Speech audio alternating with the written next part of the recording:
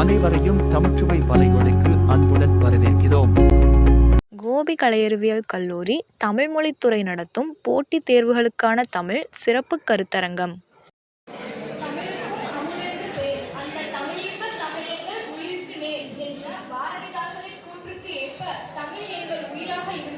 வாழ்க்கைக்கு வளம் சேர்க்க போட்டித் தேர்வுகளில் தமிழுக்குரிய சிறப்பும் அதனால் ஏற்படும் விளைவும் குறித்த சிறப்பு கருத்தரங்கம் இனிதே தொடங்குகிறது. மாணவர்களின் போட்டித் தேர்வுகள் சார்ந்த அறிவை பெருக்கும் நோக்கில் அமைந்துள்ள நிகழ்ச்சிக்கு வருகை புரிந்திருக்கும் சிறப்பு விருந்தினருக்கும் ஆசிரியர்களுக்கும் மாணவ மாணவியருக்கும் எனது இனிய காலை வணக்கம்.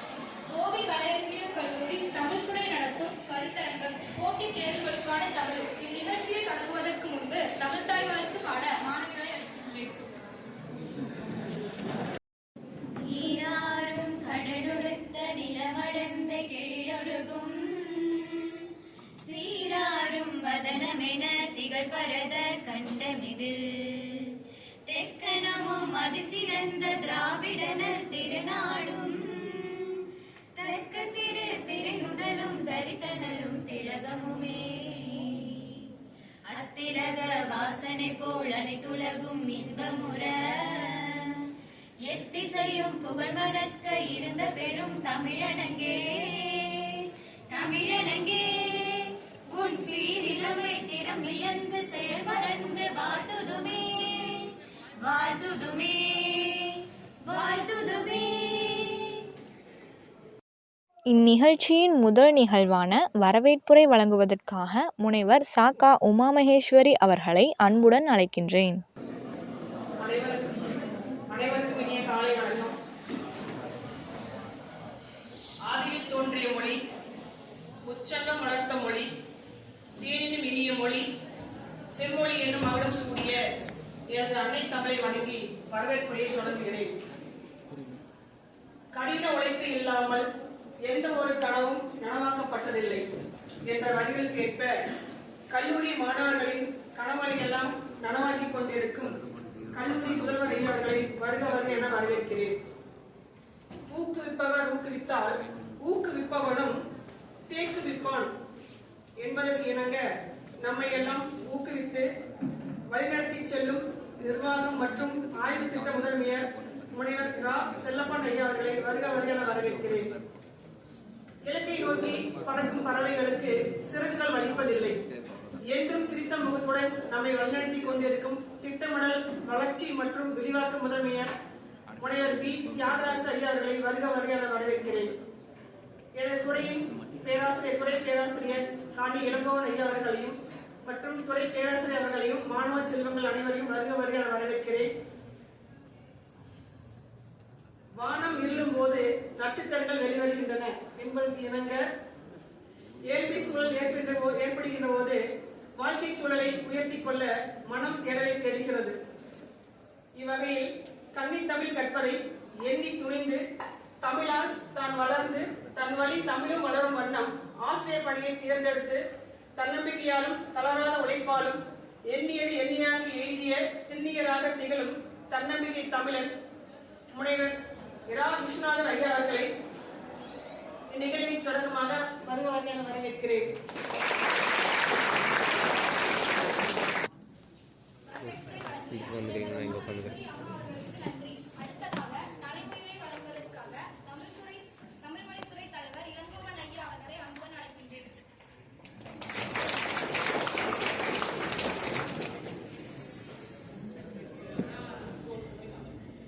வாயுதலில் உடம்பு இருக்க சாயும் என்ற சரீரம் எனில் முத்தமிழே உன்னை பிரிய உடல் ஒப்பும் உயிர் ஒப்பாது என்ற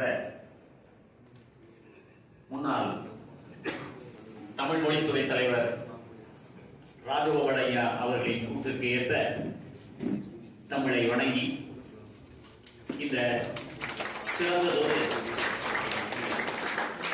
கருத்தரங்கிற்கு முழு முயற்சி எடுத்து எங்களுடைய வேண்டுகோளை ஏற்று இங்கு வருகை புரிந்திருக்கும் எனது அருமை நண்பர் முனைவர் இரா. விஸ்வநாதன் அவர்களை வருக வருக என வரவேற்பதில் மகிழ்ச்சி அடைகிறேன்.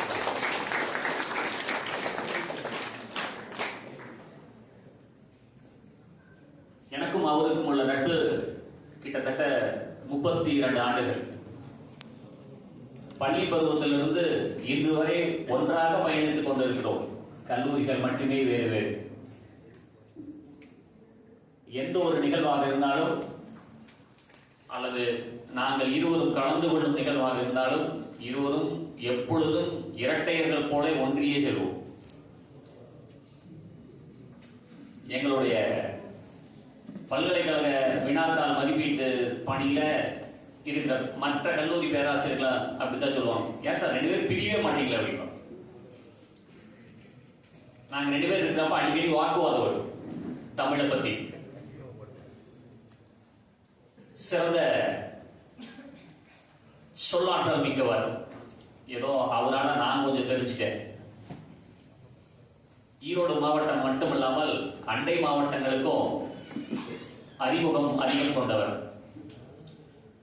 தமிழை, தமிழால் தன்னுடைய குடும்பத்தையும் தமிழாக வளர்த்து போற்றி வருகின்ற நல்ல தமிழ் பண்பாளர். போட்டித் தேர்வுகள் மூலமாக பல வேலை வாய்ப்புகள், பல பேர் வேலை வாய்ப்புகளை பெற முக்கிய காரணமாக இருப்பவர். எனக்கு தெரிஞ்சு சப் கலெக்டர் வரைக்கும் இருக்காங்க இவங்க கிட்ட படிச்சவர். இவர் ஏதாவது ஒரு நாள் பணி நிமித்தமா வேற எங்காவது போறதா அந்த பொறுப்பை என்னட்ட கொடுத்துட்டு போவார். ஒரு நாள் மட்டும்தான் போவேன். இவர் அளவுக்கு நான் பணி செய்ய முடியலனாலும் ஏதோ பாதி தூரமாவது இவர் அளவுக்கு போவேன். அப்படிப்பட்ட இவர் தான் நம்மளுடைய பாடப்பகுதியை பத்தி எடுக்கிறதுக்கு சிறப்பானவர் அப்படின்னு சொல்லி முடிவு செஞ்சு இவர் அழ சொன்ன உடனே கண்டிப்பா வர்றீங்களோ அப்படின்னு சொல்லி சொல்லிட்டாரு. மதியம் வர்றவங்க எங்கிட்ட படிச்சவங்க கரஸ்பாண்டன்ஸ் கோர்ஸ்ல BA தமிழ் படிச்சுட்டு போட்டித் தேர்வு மூலமா பாஸ் பண்ணி இப்போ கலெக்டரேட்ல ஒர்க் பண்ணிட்டு இருக்கிற ஒரு அம்மா. இப்ப 2 பேர்த்தையும் உங்களுக்கு பாதியா பிரிச்சிருக்கு. பாடத்திட்டம் என்ன, அதுல என்னென்ன மாதிரியான வினாக்கள் வரும், எப்படி என்னென்ன பாடம் அமைஞ்சிருக்கு அப்படிங்கிறது முதல் அமர்வாகவும், அந்த தேர்வை எப்படி எதிர்கொள்வது, எப்படி ஞாபகம் வச்சுக்கிறது அப்படிங்கறத பத்தி 2வது அமர்வாகவும் 2ஆ பிரிச்சு இன்று ஒரு நாள் கருத்தரங்கா முடிவு செய்யப்பட்டு பொறுப்புகள் ஒப்படைக்கப்பட்டிருக்கு. கால நேரத்தை அதிகமாக எடுத்துக்காம எங்களுடைய அழைப்பை ஏற்று இங்கு வந்த சிறப்பு விருந்தினர்களுக்கு மீண்டும் ஒரு முறை நன்றி கூறி, எங்களுடைய அழைப்பை ஏற்று இங்கு வந்திருக்கின்ற மாணவ செல்வங்கள் தன்னுடைய வாழ்க்கையில வெற்றி பெற வாழ்த்துக்களை கூறி விடைபெறுகிறேன். நன்றி, வணக்கம்.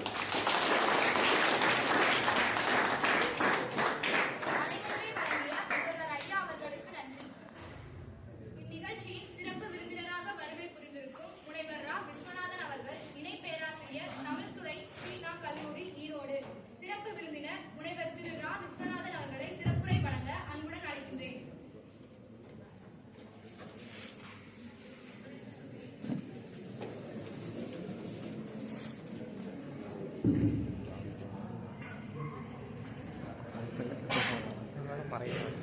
அமுதனவே இணைக்கின்ற அருந்தமிழே, அகிலத்தின் மொழிகளிலே முதல் மொழியே, குமுகாயம் எனும் குளத்தில் நிறை தமிழே, எவரும் குறை காண முடியாத சுவைமொழியே, எவதினிய தமிழ் மொழியே சிறப்பென்று எத்திசைக்கு சென்றாலும் எடுத்துரைப்பேன். யமனவனால் உயிர் துறக்கும் வேளையிலும் எம் தமிழை உச்சரித்தே உயிர் துறப்பேன்.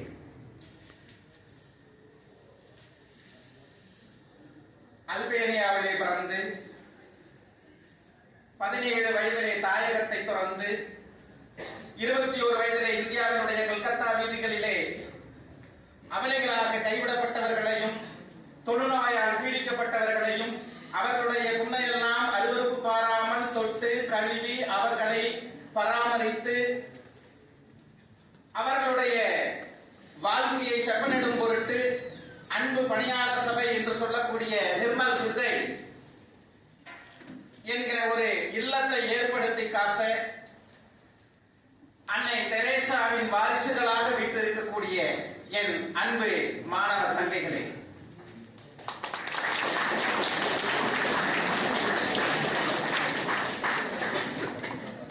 இந்தியாவினுடைய காலடி மண்ணான ராமேஸ்வரத்திலே பிறந்து தன்னுடைய அயராத உழைப்பினாலும் அறிவியல் கண்டுபிடிப்புகளினாலும் இந்தியாவை வல்லரசு நாடுகளால் ஒன்றாக உயர்த்த வேண்டும் என்கிற முனைப்போடு செயல்பட்டு குடியரசுத் தலைவராக உயர்ந்து ராஷ்டிரபதி பவனை அலங்கரித்து இளைஞர்களை எல்லாம் கூவி கூவி அழைத்து தன்னுடைய அறிவு என்கிற ஆயுதத்தை வாரி வழங்கி 2020 வல்லரசு ஆவதற்கு முன்னாலேயே நம்ம எல்லாம் இடையிலே பிரிந்து சென்றுவிட்ட மேதகு ஆவுல் பகீர் ஜைனுலாதீன் அப்துல் கலாம் அவர்களுடைய வாரிசுகளாக விட்டிருக்கக்கூடிய என் அன்பு தம்பி தங்கையர்கள், தமிழ் துறையிலேயும் தமிழ் மொழி துறையிலேயும் இருந்து எங்களை எல்லாம் வழிநடத்திக் கொண்டிருக்கக்கூடிய அத்துணை ஆசிரியர் பெருமக்களுக்கும் பிற துறைகளைச் சேர்ந்த பேராசிரியர் பெருமக்களுக்கும் உங்களுக்கும் என்னுடைய வாழ்த்துக்களையும் வணக்கத்தையும் உரித்தாக்குவதிலே உள்ளபடியே பெருமகிழ்ச்சி அடைகின்றேன்.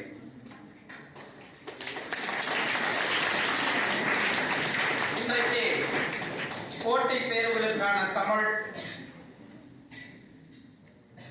என்ற பொருண்மையில் ஒரு நாள் கருத்தரங்கத்தில் என்னை அழைத்தமைக்காக முதலில் நான் நன்றியை தெரிவித்துக் கொள்கிறேன். பாடவும் பயில்வும் என்கிற தலைப்பை பேராசிரியர் இளங்கோவன் அவர்கள் எனக்கு கொடுத்திருக்கிறார்கள். மிகச்சிறந்த ஆசிரியர் பெருமக்கள்,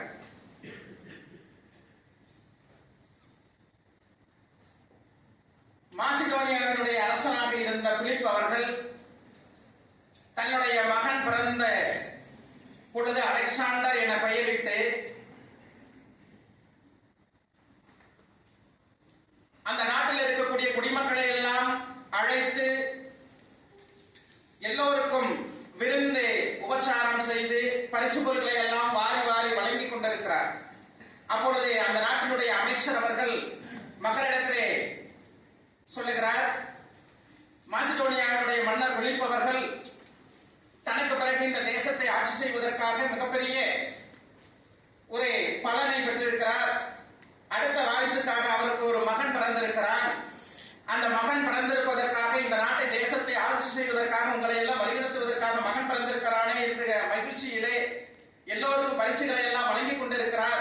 எல்லோரும் மகிழ்ச்சியோடு வெற்றி செல்லுங்கள் என்று சொன்ன போது பிலிப் அவர்கள் குறுக்கிட்டு, இல்லை இல்லை, எனக்கு அடுத்த வாரிசாக ஆட்சி செய்வதற்கு மகன் பிறந்திருக்கிறான் என்பதற்காக நான் இந்த பரிசு பொருட்களையும் விருந்து உபச்சாரத்தையும் நான் செய்யவில்லை. இங்கே வாழ்கிற உலகம் முழுவதும் கொண்டாடுகிற ஆசிரியர் பெருந்தகை அரிஸ்டாட்டில் வாழுகின்ற காலத்தில் அந்த அரிஸ்டாட்டில் என்கிற மாமேதையுடைய ஆசிரியரிடத்தில் பயில்வதற்காக எனக்கு ஒரு மகன் பிறந்திருக்கிறான் என்பதற்காக அந்த மகிழ்ச்சிக்காகவே நான் இந்த பரிசு பொருட்களை எல்லாம் வழங்கிக் கொண்டிருக்கிறேன். அடுத்த வாரிசுக்காக வழங்கவில்லை. அப்படிப்பட்ட ஆசிரியர் பெருமக்கள் உங்களுக்கு வாய்த்திருக்கிறார். உலகத்தினுடைய தத்துவ மேதை என்று சொல்வார்களே சாக்ரட்டிஸ், ஏதென்ஸ் நகரத்தை வீழ்ந்த வாலிபர்களே ஓடிவார்கள் ஓடிவார்கள், வீரம் விளைவோகாத வேகம் துணைக்கு வராது, இதோ நான் தரும் அறிவாயுதத்தையும் ஏந்திக் கொள்ளுங்கள் என்று ஏதென்ஸ் நகரத்தினுடைய வீதிகளில் நின்று இளைஞர்களை எல்லாம் கூவி கூவி அழைத்து அறிவு என்ற ஆயுதத்தை வாரி வாரி வழங்கினாரே சாக்ரட்டிஸ். அவரை போல ஆசிரியர்கள் வகுப்பறைக்குள் வருகின்ற பொழுதே ஒரு நல்ல ஆசிரியர் என்பவர் வகுப்பறைக்குள் நுழைவதற்கு முன்பாகவே மாணவர்களுடைய மனங்களிலே நுழைந்து விடுகிறார் என்று சொல்லுவார். மாணவர்களாகிய நீங்கள் ஆசிரியர்களை, நல்ல ஆசிரியர்களை உருவாக்குவது மாணவர்களாகிய உங்களுடைய கைகளிலே தான் இருக்கிறது. ஒவ்வொரு நாளும் நீங்கள் கேட்கின்ற கேள்விகளும் சந்தேகங்களும், இது எப்படி வரும், இது எப்படி உருவாகும், இது எப்படி எழுதுவது, எப்படி பேசுவது, இதனுடைய விரிவாக்கம் என்ன என்றெல்லாம் கேட்கிற போது நாங்கள் எங்களை அதற்காக தயார்படுத்திக் கொள்வதற்காக ஒவ்வொரு நாளும் நாங்கள் புத்தகங்களை தேடி தேடி தேடி அலைந்து அதிலே இருந்து நாங்கள் எங்களை புதுப்பித்துக் கொண்டு உங்களுக்கு வந்து சொல்லுகிறோமே. அப்படியானால் ஒரு நல்ல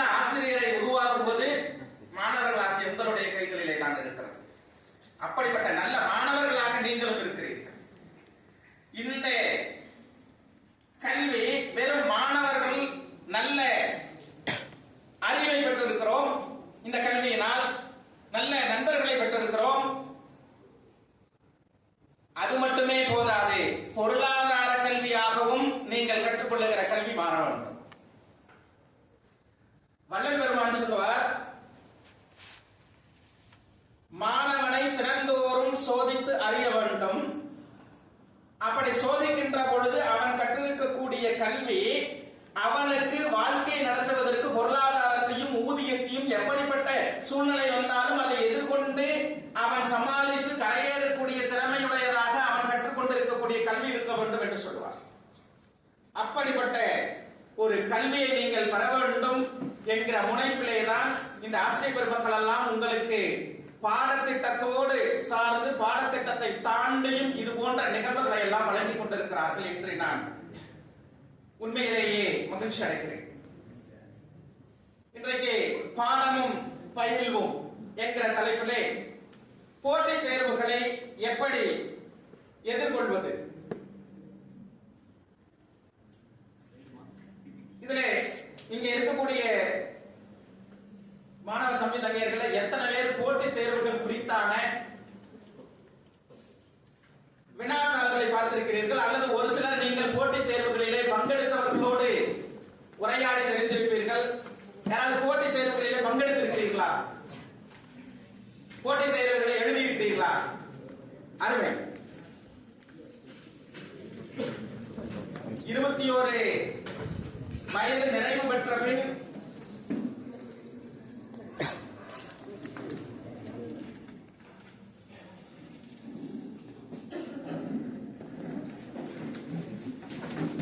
டிஎன்பிஎஸ்சி என்று சொல்லக்கூடிய போட்டித் தேர்வாக இருந்தாலும் சரி, வங்கி தேர்வுகளாக இருந்தாலும் சரி, அதே போல ரயில்வே துறை தேர்வுகளாக இருந்தாலும் சரி, ஸ்டாஃப் செலக்ஷன் கமிஷன் என்று சொல்லக்கூடிய எஸ்எஸ்சி துறையாக இருந்தாலும் சரி, அல்லது நீங்கள் உயர் படிப்புக்காக செல்லக்கூடிய கேட் கடந்த சனிக்கிழமை நடந்தது கேட் எக்ஸாமாக இருந்தாலும் சரி, அதே போல 12ஆம் வகுப்பு முடித்துவிட்டு மாணவர்கள் JEE என்று சொல்லக்கூடிய ஜாயிண்ட் என்ட்ரன்ஸ் எக்ஸாமினேஷன், அதே போல நீட் என்று சொல்லக்கூடிய national eligibility cum entrance test, NEET மருத்துவ நுழைவுத் தேர்வு, அதே போல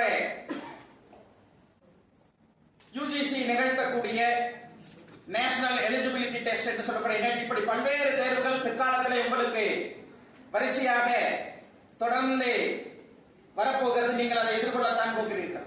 இப்பொழுது இங்கே இருக்கக்கூடிய நீங்கள் இளநிலை பட்டப்படிப்பு படிக்கக்கூடியவர்களாக இருந்தால் 10ஆம் வகுப்பு 12ஆம் வகுப்பு பொதுத் தேர்வு முடித்தவர்கள் இன்னென்ன தேர்வுகளை எதிர்கொள்ளலாம் என்று இருக்கக்கூடிய, குறிப்பாக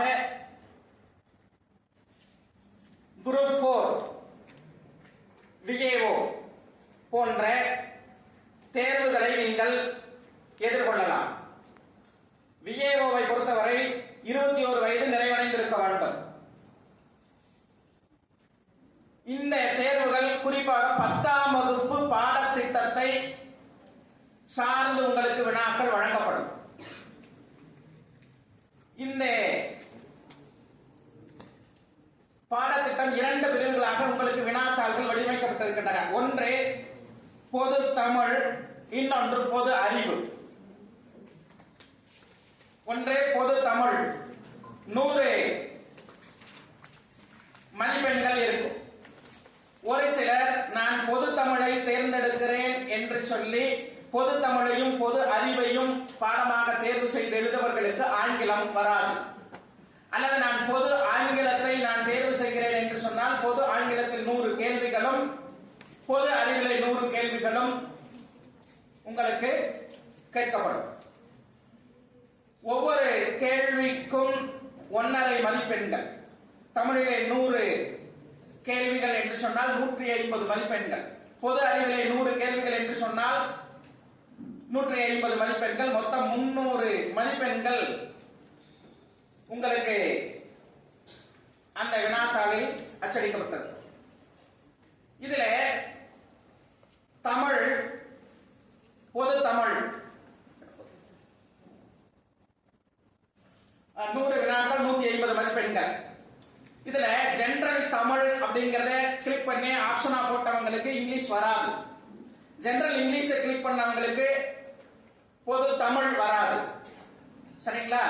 முழுவதுமாக இங்கிலீஷ்ல அதனுடைய கிராமர்ல இருந்து அங்கே இருக்கக்கூடிய ஆசிரியர்கள், நூல் ஆசிரியர்கள், நூல்கள், அதில் கொடுக்கப்பட்டிருக்கூடிய கொட்டேஷன்ஸ், மேற்கோள்கள், இந்த மாதிரி ஆங்கிலத்தில் கேட்பாங்க.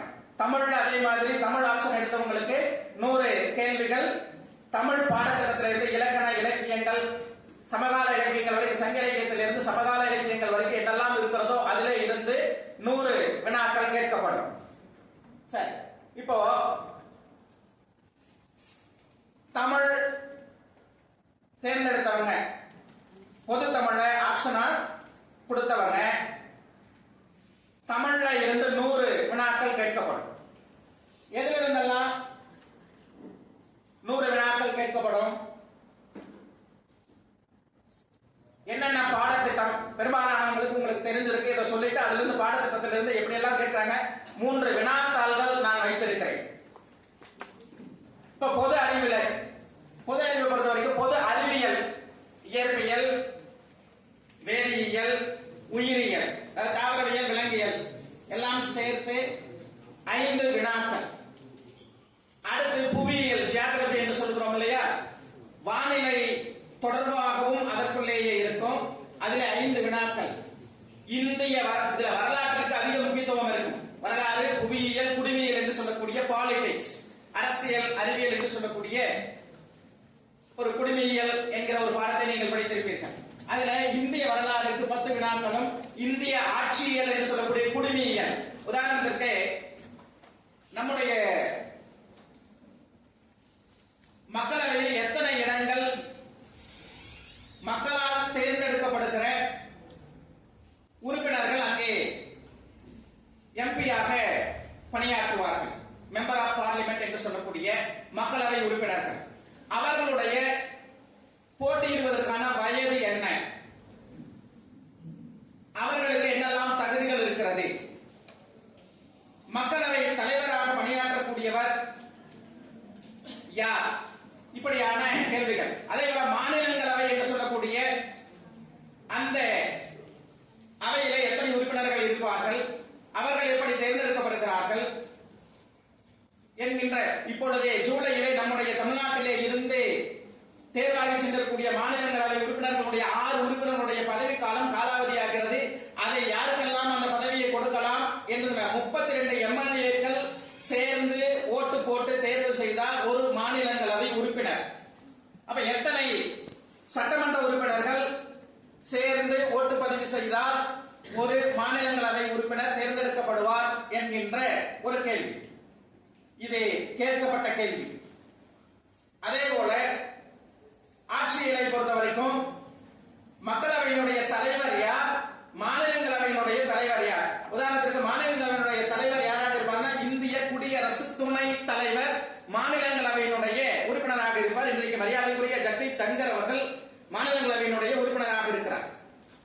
இந்திய அரசினுடைய தலைவர் யார் என்று கேட்டால் ஜனாதிபதி அவர்கள் தான் இந்திய அரசினுடைய தலைவர். அதே போல இந்திய அரசாங்கத்தினுடைய தலைவர் என்று கேட்டால் மாண்புமிகு பிரதமர். ஒரே மாதிரி தான் நமக்கு கேள்வி தெரியும். இந்திய அரசினுடைய தலைவர் யார் என்பதற்கும் இந்திய அரசாங்கத்தினுடைய அரசை ஆக்குவது, செயல்படுத்துவது, அரசாங்கத்தினுடைய தலைவர் யார் என்று கேட்டால் 2க்குமான வித்தியாசம் நாம் புரிந்து கொள்ள வேண்டும். கீழே கொடுக்கப்பட்டிருக்கக்கூடிய 4 அந்த வினாக்களுக்கான விடைகள், 4 விடைகள் கொடுக்கிறோம். அந்த விடைகளை வைத்துத்தான் இந்த கேள்வியிலிருந்து நமக்கு என்ன கேட்கப்படுகிறது, எதை எதிர்பார்த்து இந்த வினா கேட்கப்பட்டிருக்கிறது என்பதை நாம் முடிவு செய்ய வேண்டும். அப்படியானால் இந்திய அரசினுடைய தலைவர் மரியாதைக்குரிய ஜனாதிபதி அவர்கள், இந்திய அரசாங்கத்தினுடைய தலைவர் மாண்புமிகு பிரதமர்.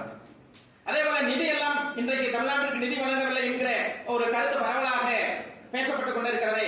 அப்போ நிதி குழுவின் தலைவர் யார், நிதிக்குழு அந்த குழுவினுடைய துணை தலைவர் யார், இங்கே மாநிலத்திலே யார் நிதிக்குழுவினுடைய தலைவர், திட்டக்குழுவினுடைய தலைவர் யார், இந்த மாதிரியான வினாக்கள் எல்லாம் இந்த பகுதியில இருந்து உங்களுக்கு வழங்கப்படும், கேட்கப்படும். அடுத்தது பொருளாதாரம், நாட்டு வளர்ச்சி. பொருளாதாரத்தை பொறுத்த வரைக்கும் இந்த பண வாட்டம், பணவீக்கம் என்றெல்லாம் நீங்கள் வாசித்திருப்பீர்கள். அடிப்படையான கேள்விகள் தான். இப்ப நம்முடைய கைகளில் அதிகமாக பணப்புழக்காட்டம் இருக்கிறது என்று சொன்னால் இது பண வீக்கம் என்பதாக அரசு எடுத்துக்கொண்டு உடனே என்ன பண்ணணும்னா அத்தனை ரிசர்வ் பேங்கினுடைய கட்டுப்பாட்டில் அத்தனை வங்கிகளும் நீங்கள் வங்கியிலே உங்களுடைய பணத்தை எல்லாம் டெபாசிட் செய்யுங்கள், அந்த பணத்திற்கு அதிக வட்டி தருகிறோம் என்று சொல்லி உங்களிடத்தில் அதிகமாக புழக்கத்தில் இருக்கக்கூடிய பணத்தை எல்லாம் வங்கிக்குள்ளே கொண்டு வந்து உள்ளே சேகரித்து வைத்துவிடும். 1 வருஷத்துக்கு டெபாசிட் பண்ணுங்க, 6 மாசத்துக்கு டெபாசிட் பண்ணுங்க, 2 வருஷத்துக்கு டெபாசிட் பண்ணுங்க. இதே பண வாட்டம் அப்படின்னா மக்களுடைய கைகளில் பணப்புழக்காட்டம் இல்லை. அப்படியானால் என்ன செய்வது? வங்கிகள் எல்லாம் ரிசர்வ் வங்கியினுடைய அறிவுறுத்தலின்படி உங்களுக்கு குறைந்த வட்டியிலே கடன் தருகிறோம், உங்களுக்கு தொழில் தொடங்குவதற்கு எளிமையான முறைகளிலே நாங்கள் உங்களுக்கு எளிமையான தவணைகளிலே நீங்கள் கடனை திருப்ப செலுத்தலாம், அதற்கு நாங்கள் மானியம் தருகிறோம், முழு தொகையில் நீங்கள் கட்ட வேண்டியதில்லை என்று சொல்லி பண வாட்டத்தை போக்குவதற்காக மக்களுடைய கைகளிலே கடனாக பணத்தை கொடுத்து தொழில் செய்வதற்கு அறிவுறுத்தும். இப்படி பண வாட்டம், பண வீக்கம், இந்த மாதிரியான கேள்விகள் எல்லாம் இந்திய பொருளாதாரத்திலே இருந்து உங்களுக்கு கேட்கப்படும். நாட்டு வளர்ச்சியில உருவாக்குகிற திட்டங்கள் தொடர்ந்து 1952 இருந்து 5 ஆண்டு திட்டங்கள் எல்லாம் உருவாக்கப்பட்ட காலத்திலே இருந்து இன்றைக்கு வரைக்கும் என்ன மாதிரியான திட்டங்கள் எல்லாம் நாட்டினுடைய வளர்ச்சிக்காக உருவாக்கப்பட்டிருக்கிறது என்பதை பற்றி பேசுகிற பகுதியாக இந்த பாடப்பகுதியில் வினாக்கள் கேட்கப்படும் உங்களுக்கு. அதற்கு பிறகு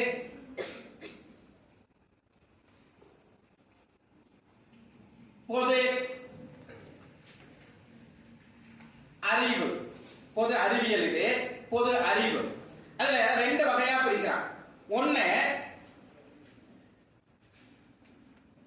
நிலையான பொது அறிவு, இன்னொன்னு கரண்ட் அஃபேர்ஸ் என்று சொல்லக்கூடிய 2 பகுதிகள். நிலையான பொது அறிவு என்று சொன்னால் இப்போ ஒரு கேள்வி கேட்கிறேன், இந்தியா கேட் எங்குள்ளது? ஒரு கேள்வி, எங்க இருக்கு? இந்தியா கேட் எங்குள்ளது என்று கேட்டால் இது ஒரு கட்டடம். இந்தியா கேட் என்கிற ஒரு பில்டிங், இது டெல்லியில அமைந்திருக்கு. இந்தியாவின் நுழைவாயில் எது? அது இங்கிலீஷ்ல இருக்குது, தமிழ்ல இருக்குது. ஆனா பதில் ஒண்ணா, இந்தியாவின் நுழைவாயில் என்று அங்க எந்த உருவமோ பில்டிங்கோ எதுவும் கிடையாது, மும்பை. இந்தியாவினுடைய நுழைவாயில் எது என்று கேட்டால் மும்பை. இந்தியா கேட் எங்குள்ளது என்று கேட்டால் டெல்லி. இப்போ அதே மாதிரி கோவில்களின் நகரம் என்று ஒரு கேள்வி வருகிறது. கோவில்களின் நகரம், கோவில் நகரம், கோவில்களின் நகரம் எது? கோவில் நகரம் எது? 2 ஒரே கேள்வியா வேற வேற கேள்வியா? வேற வேற கேள்வி இல்ல, முதல்ல இருந்து வேற வேறையா கேட்டுட்டு வந்து அது சரி, மகிழ்ச்சி, அருமை. காஞ்சிபுரம் கோவில்களின் நகரம், கோவில் நகரம் மதுரை. ஒரு கோவிலால், மதுரை மீனாட்சி அம்மன் கோவிலால் புகழ்பெற்ற நகரம் மதுரை, கோவில்களின் நகரம் காஞ்சிபுரம். கேள்விகளை நம்ம கொஞ்சம் உள்வாங்கிக்கணும். இதுல ஒரு கேள்வி இருக்கு, திருக்காவலூர் கலம்பகம் கீழ்கண்ட இவர்களால் எழுதப்படவில்லை. கேள்வி எப்படி கேட்கிறா? திருக்காவலூர் கலம்பகத்தை எழுதியவர் யாருன்னு கேட்கல, அவன் கேட்கறது எப்படி கேட்கிறான்? திருக்காவலூர் கலம்பகம் இவர்களால் எழுதப்படவில்லை. கேள்வி விடை 4 விடை கொடுத்திருப்பாங்க இல்லையா? அதுல என்ன எப்படி கேட்கிறாங்க? Veeramamunivar, தைரியநாதர், Constantine ஜோசப்பெஸ்கி, GU. போப். நான் விடையெல்லாம் உங்ககிட்ட கேட்கல. இந்த வீரமாமுனிவர் யாரு? தைரியநாத சுவாமிகள் யாரு? கான்ஸ்டாண்டின் ஜோசப்பெஸ்கி யாரு? ஜி.யு. போப் யாரு? இந்த மேல சொன்ன 3 பெயர்களும் ஒருவரே. அப்ப இந்த 3ல இருந்து ஒரு விடை வந்துருமா? இந்த எலிமினேஷன் ரவுண்ட் சொல்லி போட்டு நீங்க தொலைக்காட்சி நிகழ்ச்சிகள்லாம் நடக்குது பாத்தீங்களா? இப்ப சரிகமபாவில எல்லாம் ஒவ்வொரு வாரம் ஞாயிற்றுக்கிழமை பாத்தீங்கன்னா எலிமினேஷன், நீங்க சரியா பாரு. அப்போ இது வராது, இது வராது, இது வராதுன்னு சொல்லி போட்டு நமக்கு 4மே விடை தெரியல. இது வராது, இது வராது, இது வராது, எது அதற்கு நெருக்கமாக இருக்கிறதோ அது விடை. அப்படிதான் எடுத்துக்கணும். ஏன்னா டிஎன்பிஎஸ்சி போட்டித் தேர்வுகளை பொறுத்த வரைக்கும் அங்கே நெகட்டிவ் மார்க் என்று சொல்லக்கூடிய வாங்கிய மதிப்பெண்கள்ல நீங்கள் ஒரு கேள்விக்கு தவறாக விடையளித்து விட்டால் வாங்கிய மதிப்பெண்கள் இருந்து கழித்து விடக்கூடிய தன்மை இல்லை. அதனால இது பெரிய பிரச்சனை வராது. அப்போ வீரமாமுனிவர், தைரியநாதர், கான்ஸ்டாண்டின் ஜோசப் பெஸ்கி, இந்த 3 பேருமே அதை எழுதினவங்க. 3 பேருக்கு வேறையும் போட்டுட்டான். நம்ம வேற யாரோ நினைச்சிட்டு யோசிச்சுட்டு இருந்தோம்னா ரொம்ப ஆயிடும். அப்ப கீழே ஜியு போக்கு மட்டும்தான் இது எழுதாதவர். அப்போ திருக்காவலூர் கலம்பகத்தை இவர் எழுதவில்லைங்கிற கேள்விக்கு ஜியு போப்புங்கிறத நாம எப்ப போடுவோம்? சரியா அந்த கேள்வியை உள்வாங்கிக்கிட்டோம்னா தான் போடணும். அப்போ இந்த மாதிரி நிலையான பொது அறிவு, இன்னொன்னு கரண்ட் அஃபேர்ஸ் சொல்லக்கூடிய, இப்ப இன்னைக்கு விளையாட்டு துறைகள் எல்லாம் வந்து குகேஷ் அப்படின்னு சொல்லக்கூடிய ஒரு ஆளுமை விளையாட்டு வீரர், செஸ் வீரரா, என்ன பட்டம் வாங்கியிருக்காரு? சரி, எங்க நடந்தது அந்த போட்டி, இறுதி போட்டி? இதெல்லாம் உங்களுடைய பார்வைக்கே விட்டுறேன். இதெல்லாம் நீங்க, இதுதான் கரண்ட் அஃபேர்ஸ். அடுத்த வருஷம் வரும்போது மாறி, அப்படிதானே?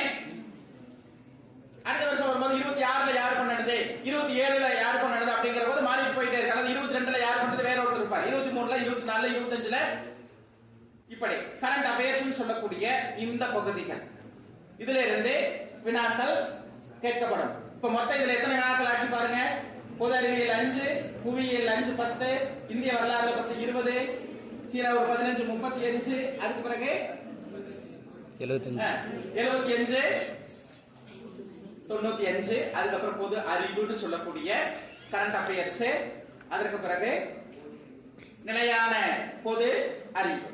அப்போ இது பொது அறிவு பகுதியில நமக்கு கேட்கப்படக்கூடிய வினாக்களினுடைய இந்த பாடப்பகுதியில கேட்பாங்க. இதுல மேத்தமேட்டிக்ஸ் இருக்கு. மேத்தமேட்டிக்ஸ் பொறுத்த வரைக்கும் ஆட்டிடியூட் அண்ட் மென்டல் எபிலிட்டின்னு சொல்லக்கூடிய திறன் அறிவும் மனக்கணக்கு நுண்ணறிவும் சொல்லக்கூடிய பகுதியில கேள்விகள் உங்களுக்கு தனியாக கேட்கப்படும்.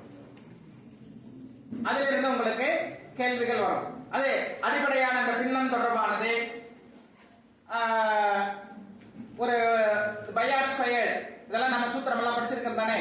அதே மாதிரி தேற்றங்கள், பிதகோரஸ் தேற்றமோ அந்த மாதிரியான தேற்றங்களை பற்றியோ, அல்லது ஒரு மாடு வந்து இந்த இடத்துல கட்டியிருக்காங்கன்னா அதை சுற்றி மேய்ஞ்சிட்டு வருது, அப்ப அதனுடைய அந்த சூத்திரத்தை பயன்படுத்தி உடனடியாக ஒரு 10 வினாடிகளுக்குள்ள நாம அதற்கு விடை சொல்லக்கூடிய அளவுல தான் அதனுடைய கணித வினாக்கள் அமைக்கப்பட்டிருக்கும். இப்படி பொது அறிவு பகுதி நமக்கு இங்கே கேட்கப்பட்டிருக்கும். அடுத்தது பொது தமிழ். பொது தமிழ்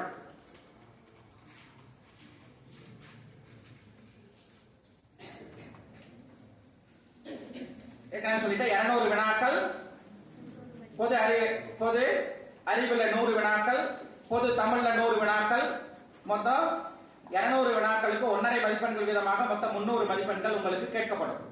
அதற்கு பிறகு பொது தமிழ் பாட பகுதியில இலக்கணம். இலக்கணம்னா ஏதோ ரொம்ப தொல்காப்பியம் அல்லது நன்னூல்ல ஆழ்ந்து போய் கேட்பாங்க, அப்படியெல்லாம் இல்லை. நீங்க 6வதுல இருந்து 12ஆம் வகுப்பு வரைக்கும் நீங்கள் தமிழ் பாட புத்தகத்தில் எதை படித்தீர்களோ அதில் இருந்துதான் உங்களுக்கான வினாக்கள். நீங்க அட்டையிலிருந்து அட்டை வரைக்கும் முழுவதுமாக 6ஆம் வகுப்புல இருந்து 12ஆம் வகுப்பு வரைக்கும் இருக்கக்கூடிய தமிழ் பாட புத்தகத்தை நீங்கள் முழுமையாக படித்து குறிப்பெடுத்து வைத்துக் கொள்ள வேண்டும்.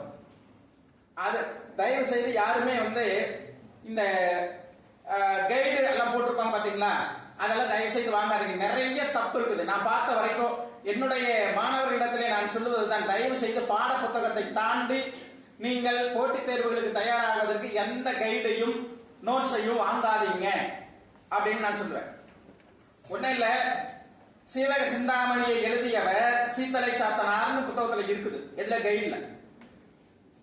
இது தமிழ் படிக்கக்கூடிய, அது நீங்க எல்லாருமே படிச்சிருக்கீங்க, அது டக்குன்னு ஞாபகம் வந்துன்னா இது என்ன திருத்தக்க தேவருக்கு பதிலாக சாத்தானார் போட்டிருக்குது, இது தப்பாச்சேன்னு சொல்லி நம்ம திருத்தி படிப்போம். ஒருவேளை அதை மறந்தவர்கள் அதை வாசிக்கிற போது அவர்களுடைய மனதிலே அவர்களுடைய பதிவு சீவக சிந்தாமணி எழுதியவர் சாத்தனார் என்கிற பதிவாகவே கடைசி வரைக்கும் போகும்.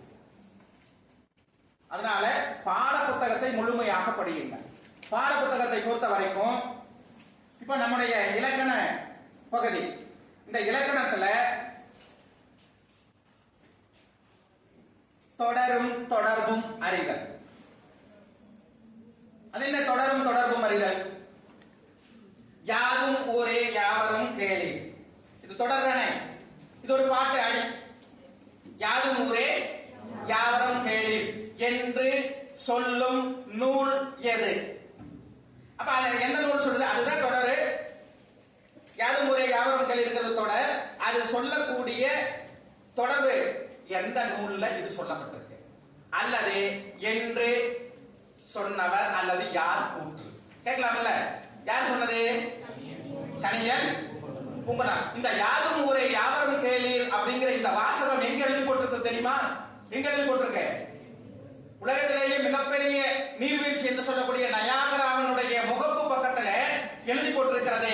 அங்கே இருக்கக்கூடிய பொறுப்பாளர்களிடத்துல கேட்டாங்களாம், என்ன நீங்கள் யாரும் ஊரே யாவரும் கேளீர் என்று ஆங்கிலத்திலேயும் தமிழிலும் எழுதி போட்டிருக்கிறது, இது இங்க எழுதி போடுவதற்கான காரணம் என்ன என்று கேட்டபோது அங்கே இருந்தவர்கள் சொன்னார்களாம், இது உலகம் முழுவதும் இருக்கக்கூடிய அத்தனை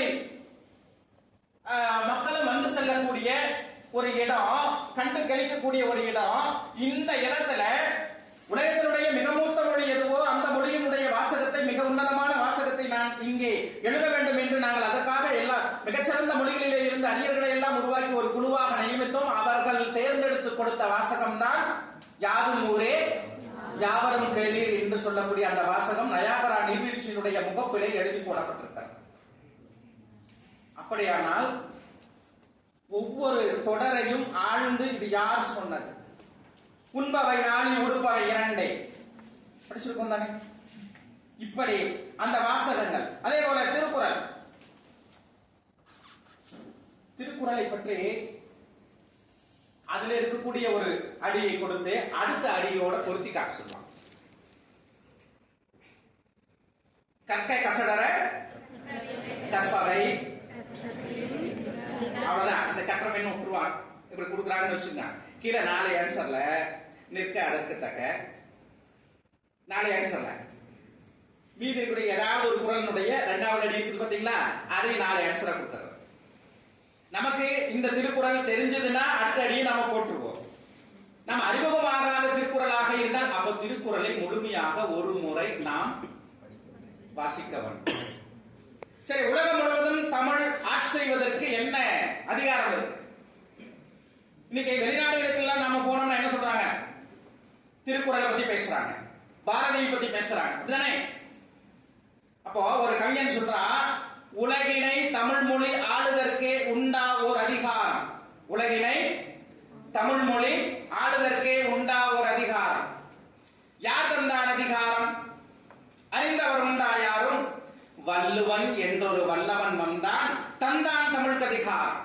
வள்ளுவன் என்றொரு வல்லவன் வந்தான் தந்தான் தமிழ்க்கு அதிகாரம். 1 2 ஒரு நூற்றோடு 33 அதிகாரம் தந்தான். 133 அதிகாரம். அப்படி சொல்றார், வள்ளுவன் என்றொரு வல்லவன் வந்தான் தந்தான் தமிழ்க்கு அதிகாரம். 1 2 ஒரு நூற்றோடு 33 அதிகாரம் தந்தான். 1.25 அடியில் அடடா எத்தனை தத்துவ முத்து! 1.25 அடி தானே, 2 அடி கூட இல்ல. 1.25 அடியில் அடடா எத்தனை தத்துவ முத்து! ஞான தமிழர் எல்லோருக்கும் அதுதான் பரம்பரை சொத்து என்று கவிஞர் இளந்தேவன் பதிவு செய்கிறார். இன்றைக்கு உலகம் முழுவதும் இருக்கக்கூடிய அத்தனை ஆய்வு இடங்களிலும், ஆய்வு செய்யக்கூடிய துறை இருக்கக்கூடிய இடங்களில் எல்லாம் 128 நாடுகளிலே தமிழ் துறை இன்றைக்கு உருவாக்கப்பட்டிருக்கிறது. 128 நாடுகளிலே தமிழ் படிக்கலாம். 128 நாடுகளிலேயும் அங்கே திருக்குறளினுடைய அடிப்படையான நிகழ்வுகள் அங்கே பாடமாக வைக்கப்பட்டிருக்கின்றன. 1ஆம் வகுப்பிலே நாம் எப்படி நாம் அரிச்சுவடை படிப்போமோ அப்படி தொடங்கி திருக்குறள் வரைக்குமான பாடப்பகுதிகள் வைக்கப்பட்டிருக்கின்றன. அப்படியானால் திருக்குறளை எப்படி முழுவதுமாக படிக்கிறது? உலகத்தினுடைய மிகப்பெரிய அறிஞர் என்று சொல்லக்கூடிய லியோ டால்ஸ்டாய், ரஷ்யாவினுடைய மிகப்பெரிய அறிஞர் லியோ டால்ஸ்டாய் அவர்கள் ஒருமுறை காந்தியை சந்தித்த காந்தி லியோ டால்ஸ்டாயை குருவாகவும் லியோ டால்ஸ்டாய் காந்தியை குருவாகவும் ஏற்றுக்கொண்டவர்கள். மாறி மாறி நீங்கள் தான் என்னுடைய குரு, நீங்கள் தான் என்னுடைய குரு என்று இருவரும் மாறி மாறி போற்றிக் கொள்ளக்கூடியவர். அப்படிப்பட்ட அந்த லியோ டால்ஸ்டாயிடம் மகாத்மா காந்தி அவர்கள் கேட்டாரா, நீங்கள் இப்படிப்பட்ட தத்துவ கருத்துக்களை எல்லாம் சொல்லுகிறீர்களே, ரஷ்ய மக்களை தாண்டி உலகம் முழுவதும் கூடிய அத்தனை மக்களும் உங்களை தத்துவ மேதை என்று கொண்டாடுகிறார்களே, உங்களுக்கான இந்த கருத்துக்கள் எல்லாம் எங்கே இருந்து கிடைக்கின்றன, எங்கே இருந்து எடுக்கிறீர்கள், அதற்கு மூலம் என்ன என்று காந்தி அவர்கள் கேட்டபோது லியோ டால்ஸ்டாய் அவர்கள் சிரித்துக் கொண்டே சொன்னாராம், மிஸ்டர் காந்தி, இந்தியா தேசத்திலே தென்கோடியிலே தமிழ் நிலம் என்ற ஒரு நிலப்பகுதி இருக்கிறது. அங்கே திருவள்ளுவர் என்ற ஒரு மகான் வாழ்ந்திருக்கிறார். அவர் எழுதிய திருக்குறள் நூல் என்னுடைய ரஷ்ய மொழியிலே மொழிபெயர்க்கப்பட்ட அந்த திருக்குறள் நூல் என்னுடைய கைகளிலே இருக்கிறது. அதை படித்து பார்த்து முழுவதுமாக உள்வாங்கிக் கொண்டு எங்களுடைய மக்களுக்கு எப்படி கொடுக்க வேண்டுமோ அப்படி ரஷ்ய மொழியிலே நான் மடைமாற்றி அவர்களுக்கு கருத்துக்களாக கொடுத்துக் கொண்டிருக்கிறேன். ஆகவேதான் என்னை தத்துவ மேதை என்று கொண்டாடுகிறீர்கள். இதற்கு நீங்கள் புகழ வேண்டும் என்று சொன்னால், போற்ற வேண்டும் என்று சொன்னால் அதற்கு தகுதியானவன் நான் இல்லை, மகான் திருவள்ளுவர் தான் என்று லியோ டால்ஸ்டாய் அவர்கள் காந்திக்கு திருவள்ளுவரை அறிமுகப்படுத்தினார். அதற்கு பிறகு இந்தியா திரும்பியவர்கள் தன்னுடைய உதவியாளர் ஜெயபிரகாஷ் நாராயணனையும் இன்னும் ஒரு சிலரையும் அழைத்து எனக்கு திருக்குறள் நூல் எனக்கு வேண்டும் என்று அவர் கட்டளையிட குஜராத்திலே மொழிபெயர்க்கப்பட்ட திருக்குறள் நூலை அவருக்கு வழங்கினார்கள். பின்னால் சத்திய சோதனையை பதிவு செய்கிறார். நான் தென்னாப்பிரிக்காவிலே வழக்கறிஞராக பணியாற்றிக் கொண்டிருந்த காலத்திலே ஜோகன்ஸ்பர்க்கில் இருந்து டர்பனுக்கு செல்கின்ற புகைவண்டி பயணத்தின் போது என்னுடைய உடன் வந்த ஒரு நண்பர், போலக் என்கிற ஒரு நண்பர் ஒரு புத்தகத்தை கொடுத்தார். அது ரஸ்கின் எழுதிய கடையினத்தின் கடைத்தேற்றம் என்று சொல்லக்கூடிய ஒரு நாவல். அதை படித்த போது சமூக அறம் என்பது எனக்கு விழுந்தது. அதே போல இரண்டாவது என்னை பக்குவப்படுத்திய போய் பேசக்கூடாது, புலால் உண்ணக்கூடாது என்று என்னுடைய தாய்க்கு நான் சத்தியம் கொடுப்பதற்கு அடிப்படையாக இருந்தது இந்த திருக்குறள் நூல் என்கிற பதிவையும் சத்திய சோதனையிலே மகாத்மா அவர்கள் பதிவு செய்திருக்கிறார். உலகம் முழுவதும் இருக்கக்கூடிய எங்கெங்க இருக்கக்கூடியவர்கள் எல்லாம் திருக்குறளை கொண்டாடுகிற போது நம்மை நாம் வளப்படுத்திக் கொள்வதற்கு, போட்டித் தேர்வுகள் வழியாக நம்முடைய பொருளாதாரத்தை உயர்த்திக் கொள்வதற்கு, நம்முடைய குடும்பத்தை 4 பேர் மதிப்பதற்கு திருக்குறளை கட்டாயம் நாம் படித்தால், திருக்குறள் படிப்பது வெறுமனை பொழுதுபோக்குக்கல்ல, நம்முடைய வாழ்க்கையை உயர்த்துவதற்காக. ஆகவேதான் போட்டித் தேர்வுகளிலே திருக்குறளுக்கு மிக அதிக அளவில் முக்கியத்துவம் கொடுக்கப்பட்டிருக்கிறது. திருக்குறளை முழுமையாக வாங்கி வைத்துக் கொள்ளுங்கள். திருக்குறள் இல்லாத வீடு சரியாக இருக்காது என்று ஒரு கருத்தை பதிவு செய்வார். எகிப்து மன்னன் பாரோ அவர்கள் தன்னுடைய வீட்டிலே அரண்மனையில மிகப்பெரிய ஒரு நூலகத்தை வைத்தார். எப்பொழுதும் நூலகத்திலேயே தான் இருப்பானா. அந்த நூலகத்திற்கு அவன் பேர் வச்சிருக்கிறான் மன மருத்துவ மையம் என்று பெயர் வைத்திருக்கிறார். உடல் மருத்துவ மையம் என்று அங்கங்கே மருத்துவர்கள் எல்லாம் மருத்துவமனைகளை கட்டி வைத்திருக்கிற மனசுக்கு மருத்துவம் பார்ப்பதை நூலகங்கள் என்று சொல்லுகிறார்.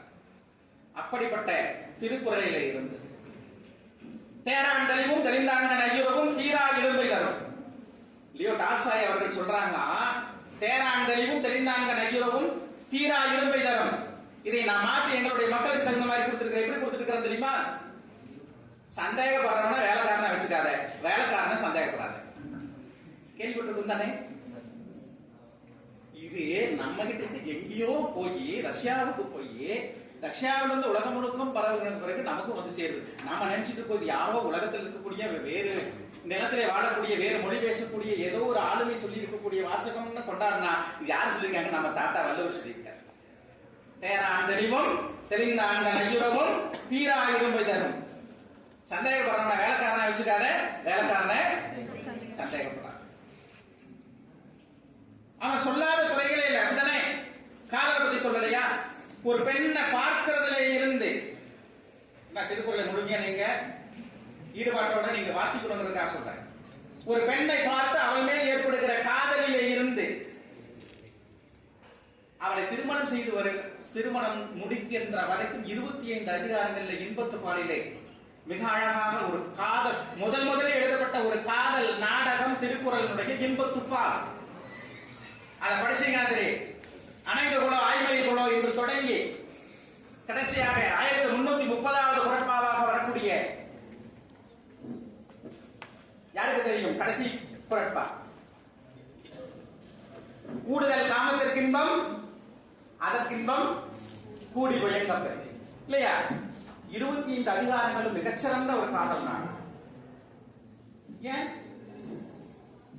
நாம் எத்தனை பேர் படிச்சிருக்கோம் தானே? கண்ணோடு கண்ணினை நோக்கோக்கின் வாய் சொற்கள் என்ன பயனும் இல்லை. 2 காதலர்கள் அப்படி கண்களாலே பேசிக்குவாங்க. அந்த வாய்க்கெல்லாம் வேலையே கிடையாது. யாரு சொல்றதே? வள்ளுவர் சொல்றாரு. கண்ணோடு கண்ணினை நோக்கோக்கின் வாய் சொற்கள் என்ன பயனும் இல்லை. என்ன பேசுறாங்கன்னு மற்றவங்களுக்கு தெரியாது. காதல் உள்ளத்தோடு இருக்கக்கூடிய, காதலை மனதிலே தேக்கி வைத்திருக்கக்கூடியவர்களுக்கு மட்டுமே புரியக்கூடிய பாஷை அது. அப்படித்தானே? யான் நோக்குங்காலை நல நோக்கும், நோக்காக்கால் தான் நோக்கி மெல்ல நலம். நான் பார்க்கிற போது அவன் நேரம் என்னை பார்க்க மாட்டான், அப்படியே கீழே குனிஞ்சிட்டு காலில் நிலம் தீவிட்டு இருப்பான். நான் பார்க்காத போது அவன் அப்படியே மென்மையா தலையை திருப்பி கடைக்கண்ணால் பார்த்து தனக்குள்ளேயே புன்னகைத்து எவ்வளவு அனுபவிச்சிருக்காரு பாருங்க. அதுக்கு வாசுகி காரணமாக இருக்கு. வாசுகி தான் வல்லவன், வாசுகி. அவங்க ரெண்டு பேருக்கு மாதிரியான ஒரு கணவன் மனைவி இப்படிப்பட்ட மிகச்சிறப்பாக வாழ்ந்தவர்கள் இல்லை என்று சொல்லக்கூடிய அவர்களுக்கு வாழ்ந்தவர்கள்ங்கிற பதிவு இருக்கிறது. ஒருமுறை வள்ளுவர் வீட்டுக்குள்ள உட்கார்ந்து ஓலைச்சுவடைகள் எல்லாம் ஏதோ எடுத்து பார்த்துட்டு இருந்திருக்காரு. எழுத்தாணிய பக்கத்துல வைக்கிறதுக்கு மறந்துட்டான்.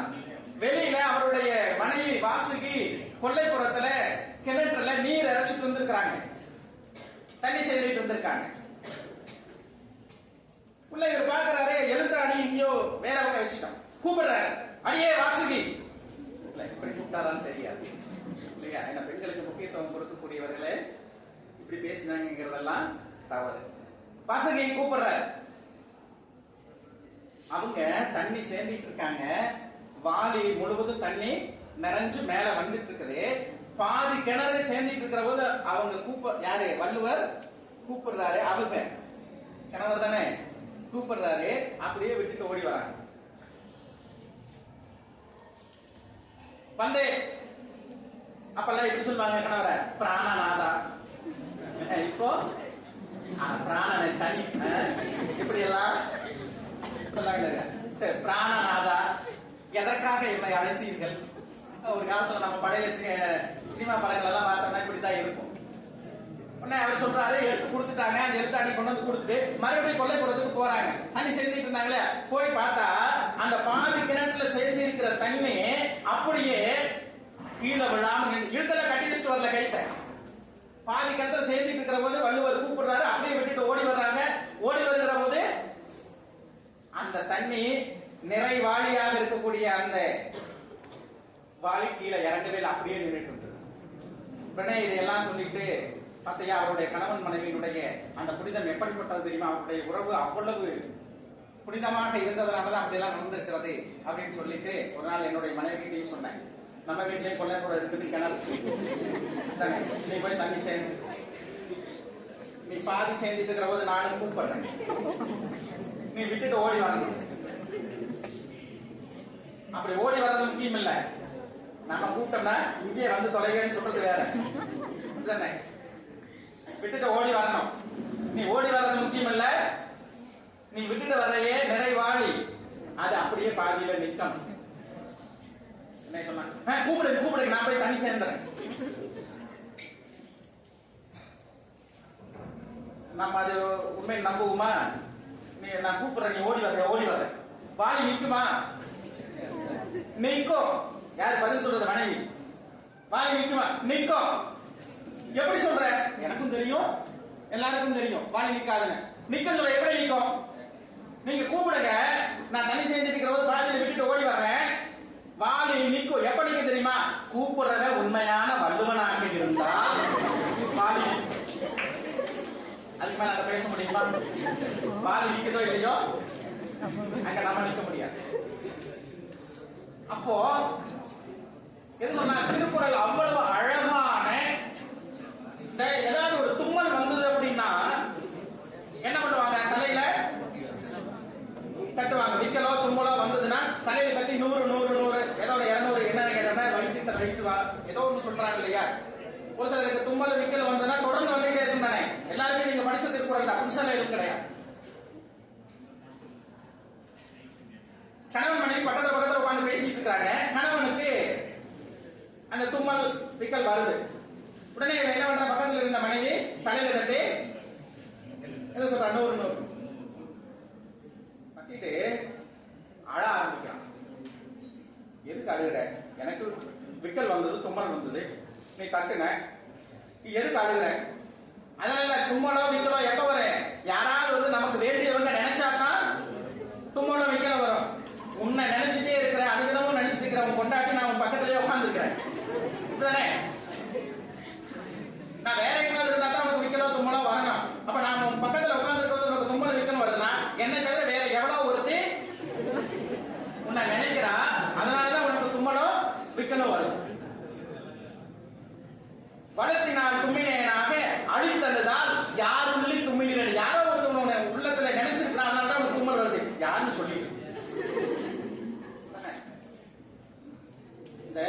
தமிழ் படிக்கிறவங்களுக்கு அல்லது எல்லாருக்குமே தெரியும், கிழத்தி அப்படிங்கிற ஒரு சொல்லு இருக்கு. கிழவன் கிழத்தி, அப்படிதானே? கிழவன் தலைவன் காதலன் இப்படி எல்லாம் சொல்றோம் இல்லையா? கிழவன் கிழத்தி. இப்ப எல்லாருமே நீங்க எல்லாம் சக மாணவர்கள், அப்படிதானே? எல்லாம் சக ஆசிரியர்கள். ஒருவனுக்கே 2 மனைவி இருந்தாங்கன்னா சக கிழத்தி. என்னது? சக கிழத்தி. இன்னைக்கு காலப்போக்கில் அந்த சொல்லி எப்படி மாறி போச்சு, சகல கபேரி வரைக்கும் போயிடுச்சு. அந்த சொல்லாடல் இருக்கு பாத்தீங்களா? அருமையான சொல்ல எப்படி நம்ம மாற்றி வச்சிருக்கிறோம். திருவள்ளுவர் செல்லான் கிழவன், கிழவன் கிழத்தை பத்தி அவர் பேசுறாரு. இளம்பிழந்து இல்லா ஆலையும் மூடி விடும்னு ஒரு திருக்குறளை பதிவு செய்யறார். ஒரு சிலருக்கு தும்மலோ வைக்கலோ வந்துன்னா அதோட நிற்காது, தொடர்ந்து வந்துகிட்டே இருக்கும். பார்த்துருக்கோம் தானே? மறுபடியும் அழுகிறான். முதல்ல வந்துச்சு, தலை தட்டிட்டு அழுத, நான் அதுக்கு ஏதோ ஒண்ணு சொல்லிட்டேன். இப்ப மறுபடியும் தொடர்ந்து வந்ததுக்காக நீ மறுபடியும் அழுகிறிய, என்ன காரணம் கேட்டேன். நான் என்ன சொன்ன கேட்டேன், யாரோ ஒருத்தி வேற ஒருத்தி உன்னை நினைக்கிறேன், அதனாலதான் தும்மல் வருதுன்னு சொன்ன மாதிரி. இப்ப தொடர்ந்து உனக்கு வருதுன்னா நான் சொன்னது உண்மைதான், அப்படிதானே?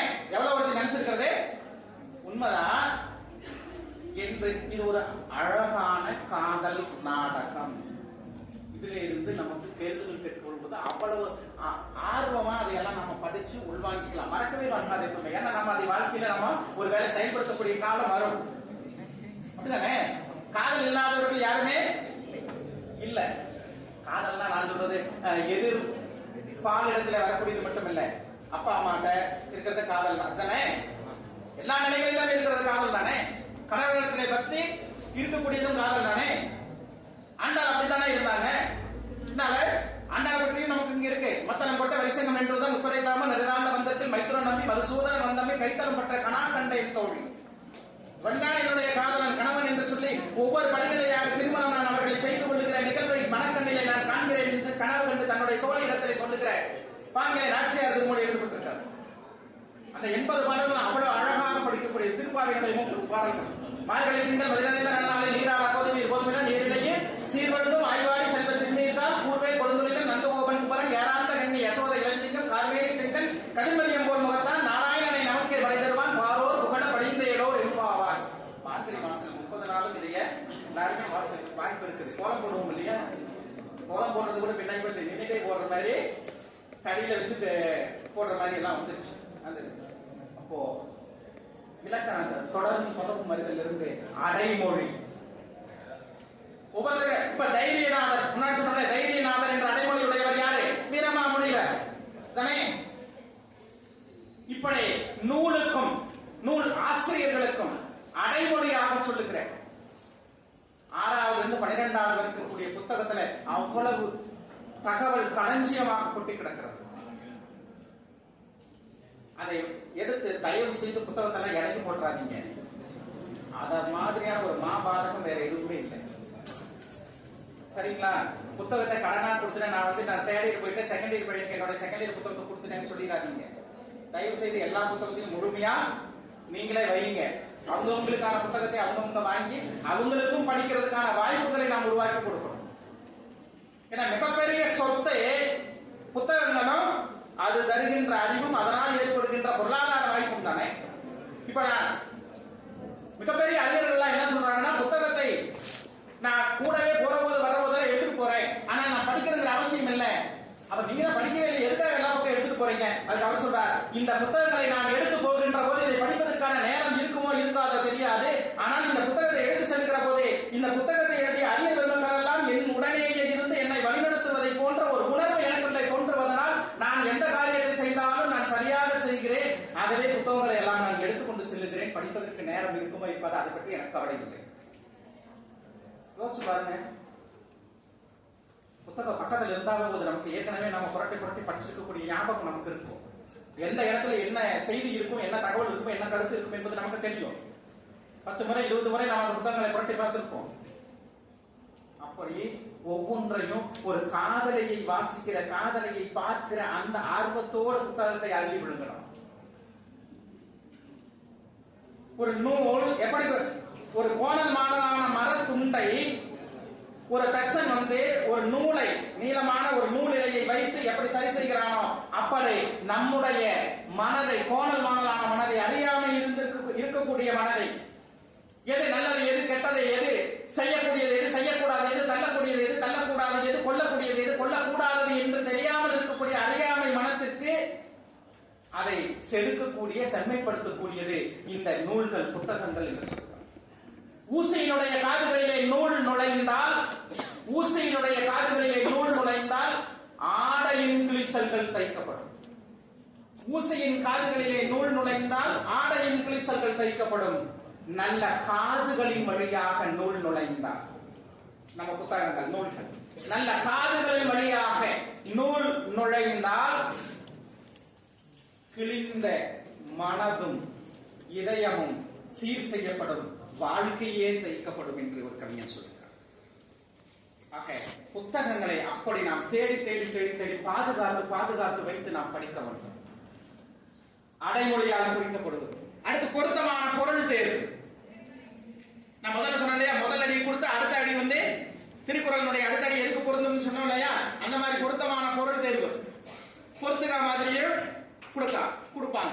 அதற்கு பிறகு நூல் ஆசிரியர், அதற்கு பிறகு பொருந்தாட்சம். இதெல்லாம் நம்ம 6-7 வகுப்புகள்லயே நம்ம படிச்சது. பொருந்தாட்சம் தானே. அடுத்தது பிழை திருத்தம். சந்தி பிழை இருக்கும். சந்தி பிழை தானே. யாருக்கும் தெரியாம சந்திப்பதே பிழை தான். யார் சந்திக்கிறது இருக்குது அப்படித்தானே. சரி, சந்தி பிழை. ஆனா நம்ம தெளிவா போடுவோம். எங்கெல்லாம் ஒற்றெழுத்து போடணுமோ அங்கெல்லாம் விட்டுருவோம். எங்கெல்லாம் போடக்கூடாதோ கண்ட இடத்துல கால் போட்டு வைக்கிறது. ஒரு எழுத்து மாறுச்சுன்னா பொருளே மாறி. இப்ப மருந்து ஒற்றெழுத்து இல்ல, கடை. என்ன அர்த்தம்? மருந்து கடை. இன்னொரு சொல்லே மருந்து கடை. ஒற்றெழுத்து. ரெண்டு ஒரு பொருள் தரக்கூடிய சொல்லா, வேறு பொருள் தரக்கூடிய சொல்லா. ஒண்ணு மருந்த கடையிறது, இன்னொன்னு மருந்து விற்கிற கடை. ஒரு ஒற்றெழுத்து நம்ம அதை பத்தி கவலைப்படுறதே கிடையாது. அப்படித்தானே. பொருண்மை அடிப்படையில் எப்படி மாறி போயிடுது பாத்தீங்களா. இந்த வாய்க்கால் கால்வாய் இருக்குது இல்லையா, வாய்க்காலும் கால்வாயும் ஒன்னா வேற வேற வேற வச்சுக்குவோம். வாய்க்கால் என்ன, கால்வாய் என்ன?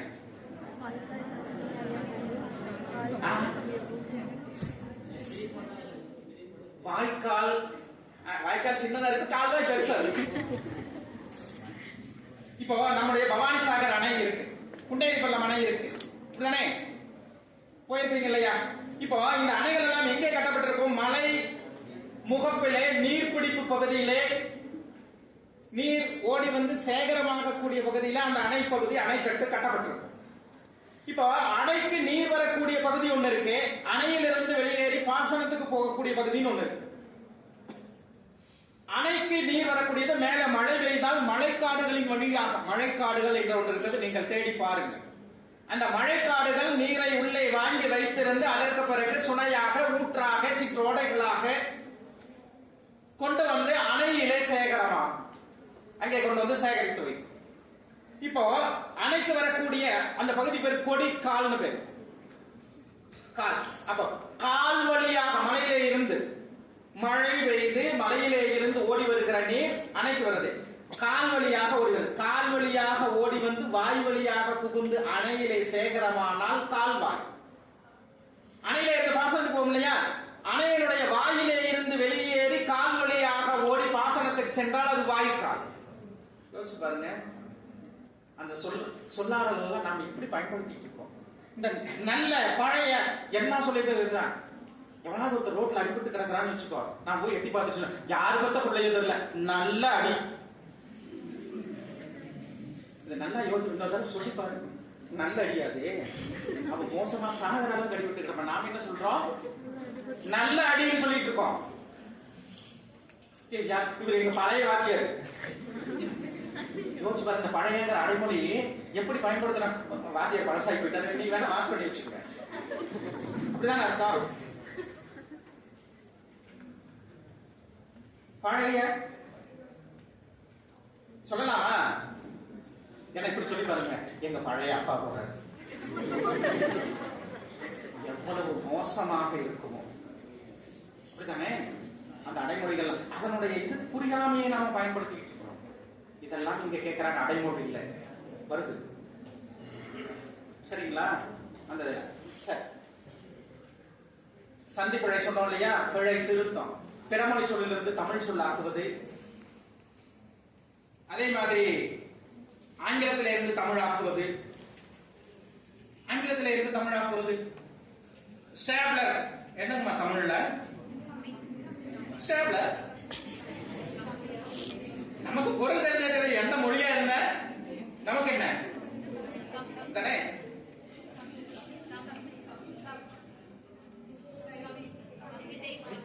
தாள், பேப்பர், தாள் என்ன பண்ணுது? இணைக்குதா? அப்ப இணைப்பி அப்படிதானே? தாளினை கயிறு, தாள் பொருத்தி, ஜெம் கிளிப், தாளினை கம்பி தானே?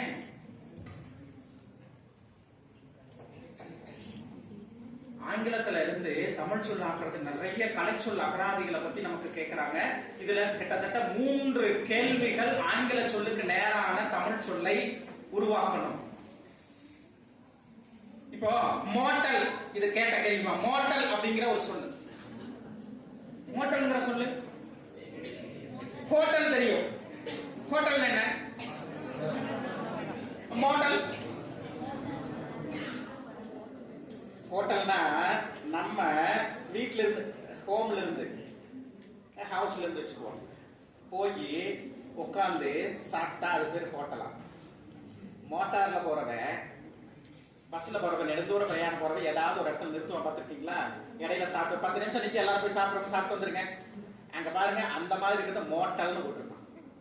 அங்க ஹோட்டல்னு இருக்கா? மோட்டார். மோட்டார்ல போறவன் போய் இடையில நிறுத்தி சாப்பிட்டு போனா அது பேர் மோட்டலாம். இதைய சொல்ல தமிழ் படுத்தணும்.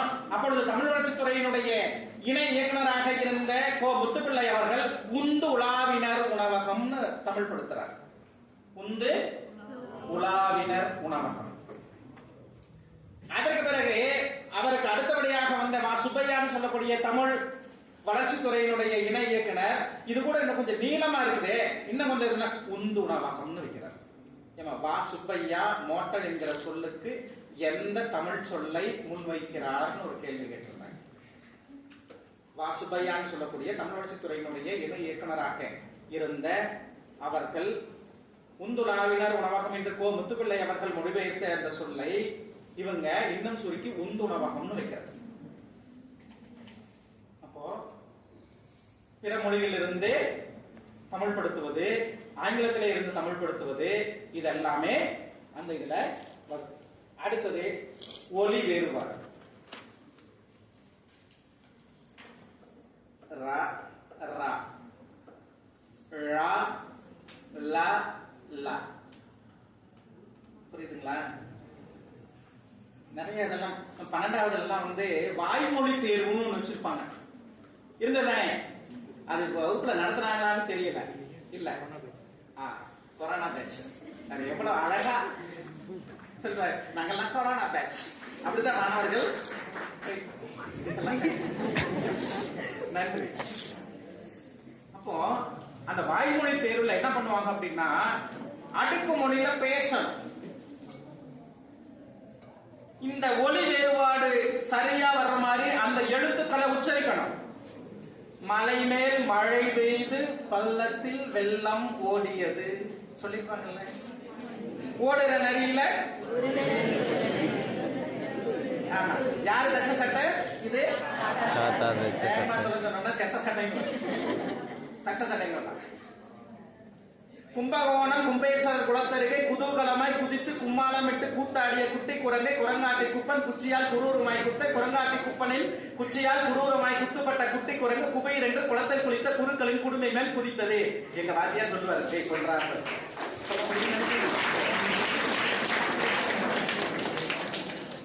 வேற ஏதாவது ஒற்றை வார்த்தை சொல்லுங்க, சொல்லுங்க. அப்படிதான் பேரறிஞர் அண்ணா அடுக்குமொழியில பேசுவார் இல்லையா? பட்ட பகலில் நட்ட நடு ரோட்டில் ஓட ஓட விரட்டி விரட்டி வெட்டி கொல்லப்பட்டான நம் கிட்டப்பன் ஒரு காலத்தில் கொடிகட்ட பிறந்த சமுதாயம் குடிகட்டு போய்விட்டதா? என்னமோ சொல்றாரு, அப்படித்தானே நம்ம பேசுறாங்க. அவருடைய தமிழுக்கும் ஆங்கிலத்திற்கும் ஐநா சபையே மயந்து கடந்த வரலாறு எல்லாம் உண்டு பேரறிஞர் அண்ணாவுக்கு. இந்தியாவினுடைய மக்களவை மட்டுமல்ல,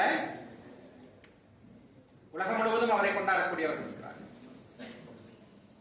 கிராமர் ஆஃப் பாலிடிக்ஸ் என்று சொல்லக்கூடிய ஒரு புத்தகம் அன்றைக்கு தான் வெளியிடப்பட்டிருக்கிறது.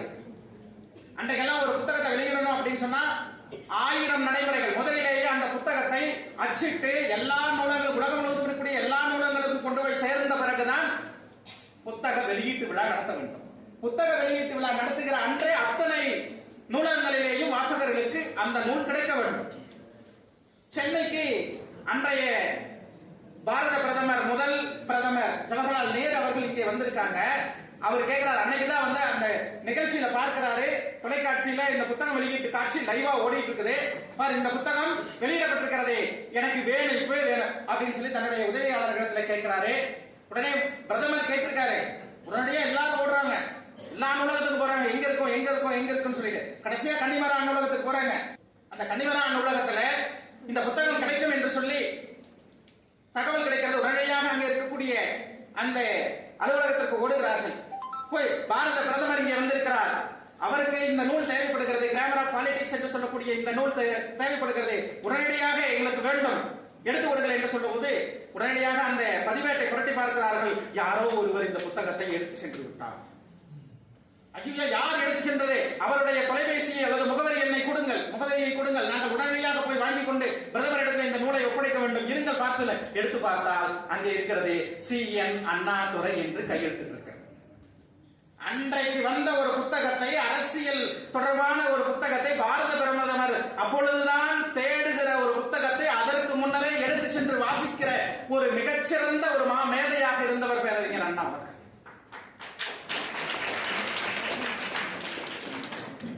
அப்படித்தான் பேரறிஞர் அண்ணாவை பற்றியும் நாம் பிறகு வாசிக்க இருக்கோம். ரகர வேறுபாடு. அடுத்தது ஓரெழுத்து ஒரு மொழி. ஒரே எழுத்து பொருள் தரக்கூடிய சொல்லாக இருப்பது மொழி சொல். ஓரெழுத்து ஒரு மொழி. எல்லா சொல்லும் பொருள் குறித்தனவே என்பது தொல்காப்பியத்தினுடைய சொல்லதிகாரத்தின் முதல் நூற்பாகவும் கூட. அப்ப சொல்லுனா பொருள் தரணும், அப்படிதானே? வாய்ப்பாடு அட்டவணை நமக்கு இருக்கிற மாதிரி அகர வரிசை அட்டவணை நமக்கு இருக்கும் தானே? முதல் எழுத்துக்கள் 30 சார்பு எழுத்துக்கள் சொல்லி வாய்ப்பாட்டுல அந்த அட்டவணை இருக்கும்ல. இந்த பக்கம் மெய்யெழுத்து, அந்த பக்கம் உயிரெழுத்து போட்டு உள்ள சார்பு எழுத்துக்கள் இருக்கும். அந்த வரிசை எடுத்து வைத்துக் கொண்டு எதெல்லாம் ககர வரிசையில எதெல்லாம் ஒரு எழுத்து, சகர வரிசையில எதெல்லாம் ஒரு எழுத்து ரவுண்ட் பண்ணி வச்சுட்டு டிஎன்பிஎஸ்சி படிக்கணும். வாய்ப்பாடு டிஎன்பிஎஸ்சி படிக்கக்கூடியவர்களுடைய கையில கட்டாயம் இருக்கணும். இல்லைன்னா அந்த வாய்ப்பாடு அட்டவணையை நீங்களாக உருவாக்கி கொள்ள வேண்டும். அந்த வாய்ப்பாட்டு அந்த மெட்ரிக் அளவெல்லாம் பின்னால கொடுத்துருக்கும் பாத்தீங்களா? எதுக்கு கொடுத்திருக்காங்க? இங்கே கேட்கப்படுகிற டிஎன்பிஎஸ்சி கேள்விகளுக்கு அது மிகவும் பயனுடையதாக இருக்கும். வாய்ப்பாடு கண்ணன் எரிசுவடி என்ற பெயரெல்லாம் நாம் படித்திருப்போம். வாய்ப்பாடு வாங்கி வைத்திருந்தோம். அது கட்டாயம் நமக்கு தேவை. ஒரு எழுத்து அது எப்படி தெரியுமா கேட்பாங்க? ஆ அப்படின்னு என்னது? ஆனா பசு தானே? ஆனா பசு தானே? எனக்கே சந்தேகமா இருக்கு. ஆனா பசு, பசுனா அப்படியேதான் போஸ்ட் ஆபீஸ் எங்க இருக்குது? பள்ளிக்கூடத்துக்கு பக்கத்துல. பள்ளிக்கூடம் எங்க இருக்குது? உங்களுக்கு எல்லாம் எப்படி தெரியுமா கேள்வி கேட்கணும்? 4000 திவ்ய பிரபந்தம் குறிப்பு வரைக. 4000 பாடல்களை கொண்டது, படிப்பதற்கு திவ்யமாக இருக்கும், பிரபந்த வகை சார்ந்தது. முடிஞ்சு போச்சு. 2 மார்க் தானே? 3 பாயிண்ட் எழுதிருப்போம் கேள்வி. அப்போ ஆனா பசு, பசுனா மாடு, மாடுனா மாடுனா என்ன? கேடில் விளைச்செல்லும் கல்வி ஒருவருக்கு மாடுனா செல்வம். மாட்டு பெண் சொல்றாங்க. மாட்டு பெண் அப்படின்னு என்ன அர்த்தம்? மருமகளுக்கு மாட்டு பெண்ணை சொல்ற வழக்கம் உண்டு தானே? மாட்டு பெண் என்ன அர்த்தம்? மாடு மாதிரி இருப்பா, முட்டுவாங்க. அதுக்காக மாட்டு பெண் வச்சுருக்கான் தானே? மகாலட்சுமி வீட்டுக்கு வந்திருக்கிறான். உன் கையால விளக்கேற்ற இந்த வீடு விளங்கும். விளங்கும், நன்கு விளங்கும். சொல்லு பாருங்க, விளங்கும்னு சொல்றதுக்கு விளங்கும்னு சொல்றதுக்கும் எவ்வளவு மாறுது பாத்தீங்களா? நம்ம பொது புத்தியில இப்படி பதிவு பண்ணி வச்சிருக்கிறோம். கிரகம்னு சொல்லு, உடனே அங்க ஞாபகம் கிரகம்னு சொல்லு பார்க்கிறோம் தானே? அப்போ மாடு, மாடுன்னு என்ன? செல்வம். மாட்டு பெண்ணா என்ன அர்த்தம்? செல்வத்திற்கெல்லாம் அதிபதியாக இந்த வீடு இனிமேல் செல்வ வளர்த்தால் மேலெழுந்து நன்கு விளங்க நீ வந்திருக்கிறாய். அதான் மாட்டு பெண். மாடுனா செல்வம், செல்வம்னா இப்ப மாடு அப்படிங்கிறதுக்கு என்னது? பசுன்னு சொன்னோம் இல்லையா? விடை. ஆண் ரன் ஆகிற ரெண்டு சொல்லி என்ன ஆண் போட்டா என்ன அர்த்தம் தெரியுமா? பசுவும் கன்றும் சேர்ந்த இணை ஆண். ஆமா அப்படின்னா ஆமானா ஆமா. மான்னா விலங்கு, ஆனா பசு, காட்டு பசுன்னு அர்த்தம். ஆமா. ஆணையேறு, ஆண் கன்று, பசுங்கன்று. ஏறு அல்லது ஏற்றை தானே? இளமை பெயர்கள் அடுத்தது. இதுலயே தொடர்ந்து இளமை பெயர்கள் மிக முக்கியமா வருது. எதுக்கெல்லாம் இலைன்னு சொல்றோம், எதுக்கெல்லாம் தலைன்னு சொல்றோம், எதுக்கெல்லாம் மடல்னு சொல்றோம், எதுக்கெல்லாம் தோடுன்னு சொல்றோம், எதுக்கெல்லாம் கீரைன்னு சொல்றோம். முருங்கைனா இலை கிடையாது, கீரை தானே? தாழைனா மடல். ஒரு சோள பயிர் வந்திருக்குது, அதுக்கு நீங்க என்ன சொல்லுவீங்க? அந்த இலைக்கும் அந்த பயிரை நீங்க எப்படி சொல்லுவீங்க? தட்டை. நாம அதை தட்டுகிறோம். இது டிஎன்பிஎஸ்ல கேட்ட கேள்வி. தட்டை எதற்கெல்லாம்? விலங்குக்கும் பறவைகளுக்கும் எதெல்லாம் ஆண் பெயர், எதெல்லாம் பெண் பெயர், எல்லாமே இருக்குதானே? சேவல் அப்படின்னா என்ன? என்ன பெயர்? எல்லா பறவைகளுக்குமான பொது பெயர் ஆண் பெயர். சேவல்னா அந்த பறவைக்கு மட்டுமே இல்லை, அதனுடைய சரியான பெயர் கோழி. கோழியில இது சேவல், கோழியில இது பெடை, பெட்டை. கிராமத்துல படிக்காதவங்க கூட சரியா சொல்லுவாங்க, கோழி சேவல் தான் சொல்லுவாங்க, வெறும் சேவல் சொல்லுவாங்க. இது அன்ன சேவல், ஏன்னா ஆண் பறவை. அன்ன சேவல், அன்ன பெடை தானே? மயில் சேவல், மயில் பெடை, இளமை பெயர். அதே மாதிரி மிருகங்கள்ல குருளை எதுக்கான பெயர்? சிங்கத்துக்கு, சிங்கத்தினுடைய இளமை பெயர் தானே? பரல் புலிக்கும் பன்றிக்குமான. இப்படி இளமை பெயர்களை பற்றி பேசும். அடுத்தது வேர் சொல். வேர் சொல்ற இப்ப நாங்க பேசுகிறேன், இது எந்த சொல்ல இருந்து வந்திருக்குது? எந்த அடி சொல்ல இருந்த ரூட் வேர்டு, எந்த ரூட் வேர்ட்ல இருந்து வந்திருக்கு? இப்ப நான் நடந்தேன் அப்படின்னு வச்சுக்கோ. நடந்தேன் எதுல இருந்து வந்திருக்கு? எளிமையா நட. நடந்தேன், நடக்கின்றேன், நடப்பேன், நடந்து கொண்டிருக்கிறேன், நடவான் என்றேன், எல்லாமே எங்கிருந்து வந்திருக்குது? ரூட் வேர்டு நட. இந்த நடங்கிற ரூட் வேர்டை வச்சுக்கிட்டு 7 சொற்களை நீ உருவாக்க. நட என்னும் வேர் சொல்லை கொண்டே வினை முற்றை காண்க. கீழே 4 ஆன்சர் அது இருக்கும். நடந்தே, நடந்தான், நடந்தான், வினை முற்று தானே? இதை நட என்னும் வேர் சொல்லை கொண்டு வினை எச்சத்தை காண். நடந்து தானே? நடந்து, அதுக்கப்புறம் ஒரு வினை சொல் தான் வரணும். இதை நட என்னும் வேர் சொல்லை கொண்டு பெயர் எச்சத்தை காண். நடந்த தானே? நட என்னும் வேர் சொல்லை கொண்டு தொழிற்பெயரை காண். அல்விகுதி தன்மைது நடத்தல். வினையால் அணையும் பெயர். வினையால் அணையும் பெயர் என்ன அர்த்தம்? அங்க உட்கார்ந்து இருக்கிற ஒரு பெயர் தெரியல, நான் எப்படி அடையாளப்படுத்துவேன்? அங்க உட்கார்ந்து இருக்கிறவன், உட்கார்ந்து இருக்கிற தொழிலை செய்யக்கூடிய அந்த ஆள் தானே? அப்ப வினை தொழில் தானே, வேலை தானே? வினையால் அணையும் பெயர். அப்போ நடங்கிற ரூட் வேர்டு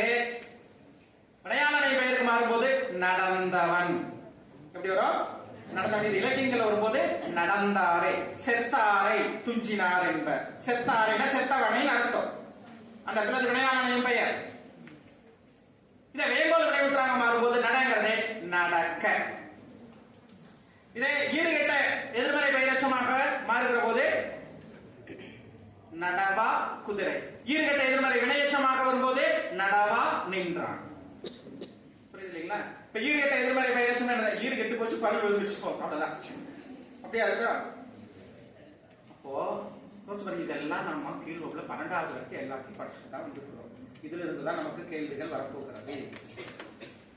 எவ்வளவு எளிமையா இருக்கு தெரியுங்களா? யோசிச்சு பாருங்க. நீங்க வேலை வாய்ப்பு பெற்று டிஎன்பிசி போட்டித் தேர்வுகள்ல நீங்க எழுதி தேர்ச்சி பெற்று நீங்க வேலையில போய் உட்கார்ந்தோம்னா அது வரைக்கும் நம்மள ஒரு பையன் கூட திருப்பி கூட பார்க்க மாட்டான். நம்ம சொல்ற நாய் கூட. நீங்க வேலையில போய் உட்கார்ந்ததுக்கு அப்புறம் பாருங்க, அப்புறம் மாப்பிள்ள கல்யாணம் எப்போ பண்ண மாட்டாங்க. அந்த சமூக மதிப்பு, அந்த வேல்யூ ஒரு பைசா செலவில்லாம நம்ம கையில இங்க புத்தகங்களாக கொடுக்கப்பட்டிருக்க. என்னுடைய வாழ்க்கை முழுவதும் இந்த புத்தகங்கள் தான் தீர்மானிக்கும் அப்படின்னு சொன்னா அந்த புத்தகத்தை நாம எப்படி வச்சுக்கணும் பாருங்க. அப்போ மிகப்பெரிய ஒரு பதவியையும் மிகப்பெரிய பொருளாதாரத்திலே உயர்வையும் தரக்கூடிய இந்த போட்டித் தேர்வுகளை கட்டாயம் எல்லோருமே எந்த இதுலையும் அடுத்த முறை பார்த்துக்கலாம், இந்த முறை பார்த்துக்கலாம், சரியா படிக்கல அல்லது வேலை இருக்கு, இதுதான் வேலை. நாங்கெல்லாம் 31 வயசுல வேலைக்கு வந்தோம், நீங்க எல்லாம் 21 வயசுல வேலைக்கு போயிடலாம். எந்த துறையில பணியமர்த்தப்படுகிறீங்களோ அந்த துறையினுடைய உச்சம் வரைக்கும் நீங்க போகலாம். டிபார்ட்மெண்ட் எக்ஸாம் வழியா. இப்ப குரூப் 4ல நான் அப்பாயிண்ட் ஆயிட்டு அப்படின்னா குரூப் 4ல கடைசி வரைக்கும் இருக்கீங்க. அடுத்து குரூப் 2 வருதா எழுது. இப்ப ஜூலைல குரூப் 4 வருது தானே? குரூப் 2 எழுது. குரூப் 1 போ. குரூப் 2 குரூப் 1 டிகிரி அதுக்குள்ள நீங்க முடிச்சிடுவீங்க. சரி, அடுத்தது அகர வரிசையில எழுதுறது. அகர வரிசையில் எழுதுறது நம்ம உயிரெழுத்துக்களை மட்டும் தேடிட்டு இருக்க கூடாது. அங்க எப்படி காக்கா கீக்கி கூக்கு வரிசை இருக்குது பாத்தீங்களா? அதுல இருந்து கேட்பான். ஒரு உயிரெழுத்துல ஒரு சொல்லு, அடுத்தது உயிர்மெய் எழுத்துல தொடங்குற மாதிரி ஒரு சொல்லு. இப்ப அம்மான்னு ஒண்ணு தொடங்குது, இன்னொன்னு காகம்னு தொடங்குதுன்னு வச்சுக்கோ. இந்த ரெண்டு அகர வரிசையில் வருதா வரலையா? ஆ வருது. அடுத்தது இக்கு கூட்டல் ஆ நெடில் இருக்குது. உடல்மே உயிர் ஒன்றுவது இயல்பே. அப்ப ஒருவேளை நேரடியான உயிரெழுத்துல தொடங்கக்கூடிய சொல்லுல ஒரு வரிசை எழுத்து பூரா இல்லைன்னா இந்த மாதிரி தான் நம்ம தேடும். அகர வரிசை இப்படித்தான் நம்ம குடிக்கணும். அப்ப இது அகர வரிசை. அடுத்தது விடைக்கேற்ற வினாவை தேர்ந்தெடுத்தல். விடை கொடுத்துருவா, இந்த விடைக்கேற்ற வினாவை தேர்ந்தெடுக்க அப்படின்னு கொடுப்பான். இப்படி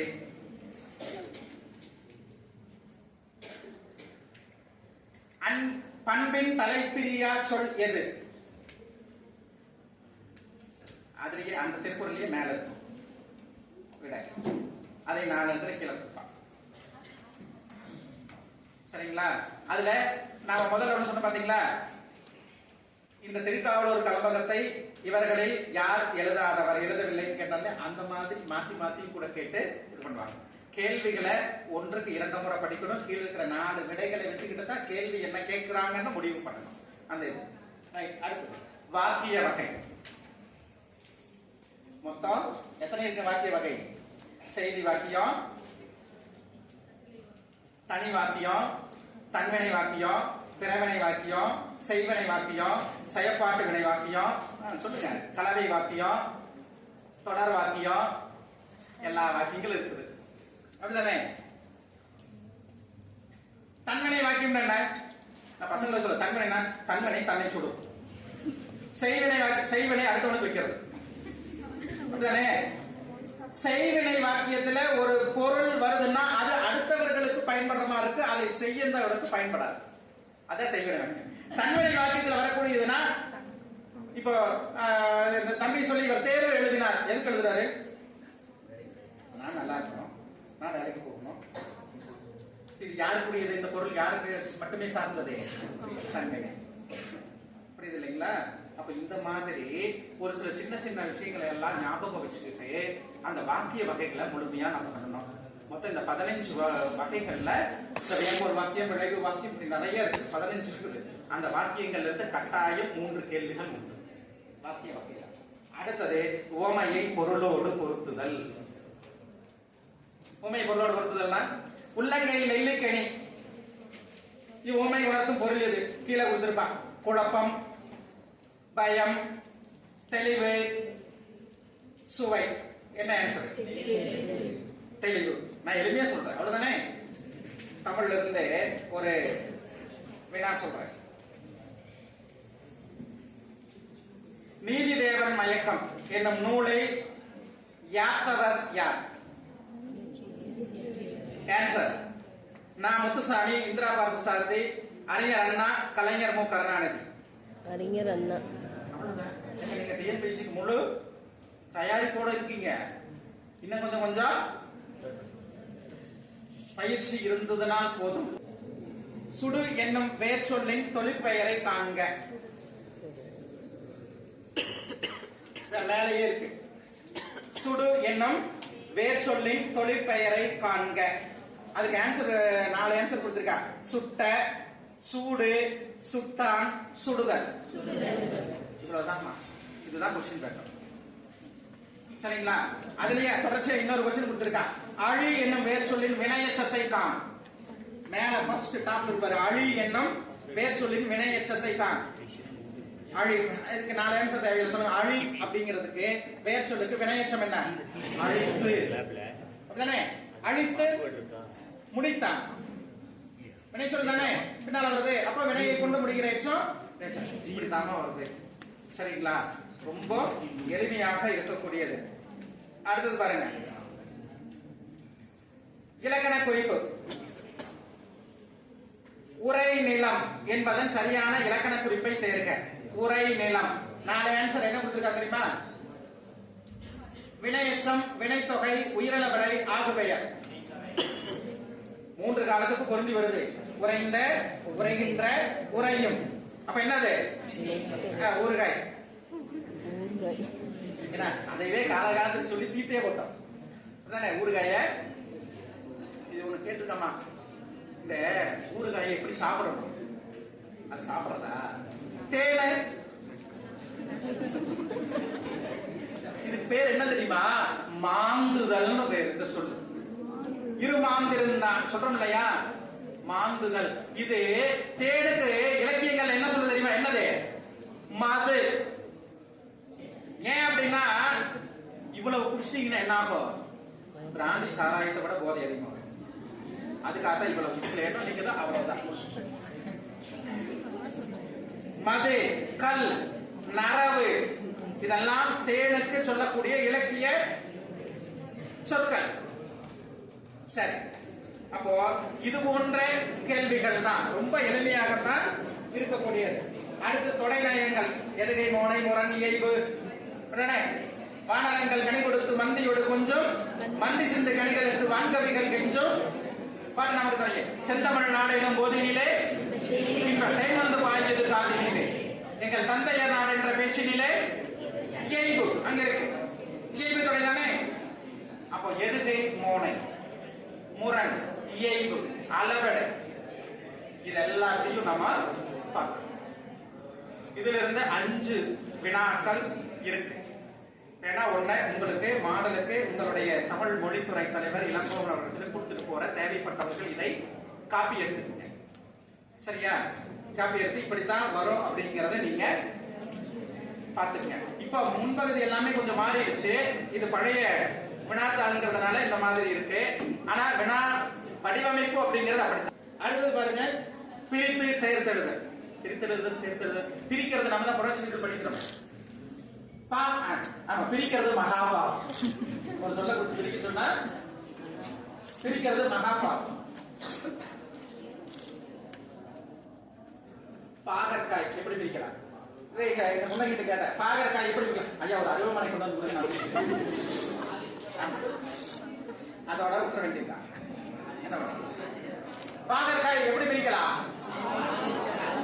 பாகல் பாகு புகழ் அல் புகழ் காய். கசப்பு காய்னு சொல்லக்கூடாது. பாகு அல்லாத காய். பாகு அல் காய், இனிப்பு இல்லாத காய், அதான் பாகற்காய். காய் பாகம். அதே மாதிரி கலை சொற்களை பத்தி கேட்கிறாங்க. பிரியாணி தமிழ்ல என்னப்பா பிரியாணி? நாம எங்கெங்க எந்த மாதிரியான பிரியாணி கிடைக்குது, திண்டுக்கல் தலப்பாக்கட்டு பிரியாணில இருந்து எல்லா பிரியாணியும் யோசிப்போம். அப்படியே அதை ஆராய்ச்சி பிரியாணிங்கிற சொல்ல 2 இடங்கள்ல சங்க இலக்கியத்துல இருக்கு பிரியாணி. ஊன் பொதி சோறு. ஊன் பொதி சோறு. ஊன்னா ரெண்டு சொல்லி ஊன்னா இறைச்சி. இறைச்சிகளெல்லாம் ஒன்னா போட்டு ஒட்டுக்கா போட்டாக்குறது அரிசி பத்து பிரியாணி. ஊன் துவை அடிசி. இன்னொரு இடத்துல ஊன் துவை அடிசி சொல்லு கேட்கணும்.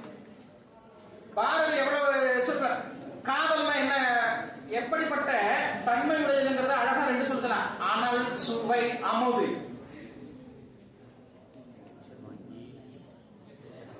அனல் சுவை அமுது. இன்னொன்னு இன்ப கொடு நெருப்பு. பாரதி குயில் பாட்டிலே சொல்றான். அப்போ பாரதி தான் நமக்கு தெரியும் இல்லையா, அவனுடைய வாழ்க்கை முறை தெரியும் இல்லையா. பாரதி பத்தி கட்டாயம் கேள்விகள் உண்டு. எத்தனை கேள்விகள் சொல்ல முடியாது.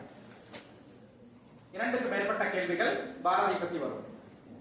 மதுரைக்கு நேர்களுக்கே மழை பெய்யா காணலிலே காலம் கையேந்த மடிப்பிச்சை கேட்டு நம் மண்ணழுத காரணத்தால் பருவமழை போல் பந்தலிட்டு வந்தவன் பாரதின்னு கவிஞர் சிற்பி சொல்லுவார். மதுரைக்கு நேர்களுக்கே மழை பெய்யா காணலிலே காலம் கையேந்த மடிப்பிச்சை கேட்டு நம் மண்ணழுத காரணத்தால் பருவமழை போல் பந்தலிட்டு வந்தவன் பாரதின்னு எழுதுறான்.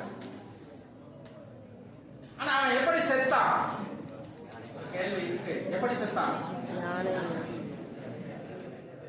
யானை மதிச்சு செத்து போனானா பாரதி? அப்படித்தான் எல்லாரும் பதிவு, நிறைய பேருடைய பதிவு இருக்கு. திருவள்ளிக்கோயிலி பார்த்தசாரதி கோவில் யானை மிதித்து பாரதி செத்தா? இல்லை, பாரதி செத்தது யானையால் அல்ல, அவன் வீட்டு காலி பானையால். வறுமையில தான் செத்தான் பாரதி.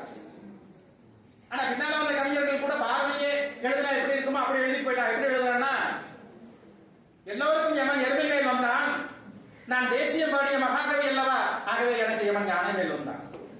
யானை வந்து மிசு போச்சுங்கிற மாதிரி எழுதி போறான். அவனோடு யாரும் உறவு வைத்துக் கொள்ளக்கூடாது, நட்பு வைத்துக் கொள்ளக்கூடாது, அவனோடு பேசக்கூடாது, அவனுக்கு உணவு கொடுக்க கூடாது. அவன் கடைசி காலத்திலே கடையத்திலே தன்னுடைய மனைவியினுடைய ஊர்ல இருந்த மனைவியினுடைய வீட்டை ஓட்டை ஒடிச்சலாக இருந்த அந்த வீட்டை பராமரிப்பு செய்வதற்காக எலிமலை ஜமீன், பாலமலை ஜமீன், எட்டைபுரம் ஜமீன் என எல்லா ஜமீனுக்கு போய் கையேந்தி நிற்கிற போது அவர்கள் எல்லாம் ஆங்கிலேய அரசாங்கத்திற்கு பயந்து அவனை வெளியே தள்ளி இந்த பக்கம் வந்து விடாது, எங்களுடைய பாளையத்தையும் எங்களுடைய ஜமீனையும் ஆங்கில அரசாங்கம் பிரிட்டிஷ் அரசாங்கம் பிடுங்கிக் கொள்ளும், இந்த பக்கம் வந்துடாது என்று அவன் விரட்டிய போது பசித்த வயிறோடு ராஜபாளையத்தினுடைய வீதிகளிலே ஒரு புளியமரத்தடியிலே நெட்டுக்களிலே ஒற்றை காலில் காலை குந்தி வைத்து உட்கார்ந்திருந்தான் என்று படிக்கிற போது நெஞ்சு பதறும். எவ்வளவு பெரிய சமூக மாற்றத்தை, சமூக புரட்சியை, பெண் விடுதலையை, நாட்டு விடுதலையை, தேச விடுதலையை கொண்டு வந்து நமக்கு காலடியிலே கொடுத்தவனுக்கு கடைசி காலம் அப்படித்தான் இருந்தது. பாரதி உன் இறுதி ஊர்வலத்தில் ஈக்கள் தந்த மரியாதை கூட மாந்தர் தரவில்லை உனக்கு. அனாதை குணமாகத்தானே அவன் புதைக்கப்பட்டான். அவன் கடைசியாக பேசியது நம்முடைய மாவட்டத்தில் தானே, ஈரோட்டில் தானே.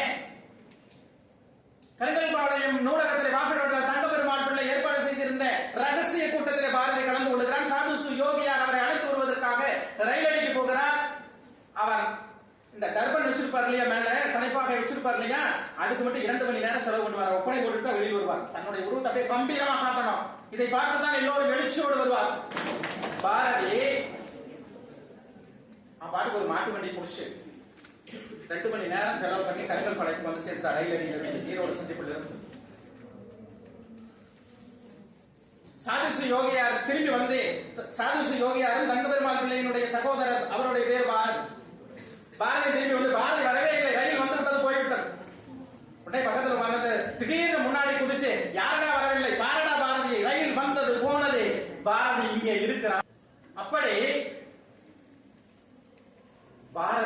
முழுமையா பார்க்கணும்.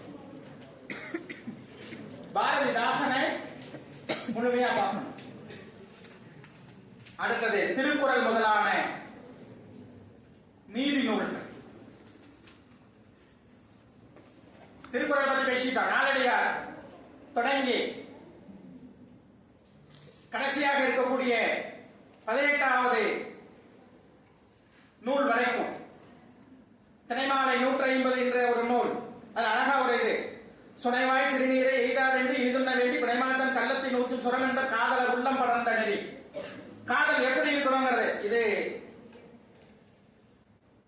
குரூப் 2ல கேட்ட கேள்வின்னு நினைக்கிறேன். ஆனா ஏதோ ஒரு இதுல கேட்டாங்க, எனக்கு எதுல சரியா ஞாபகம் வரல.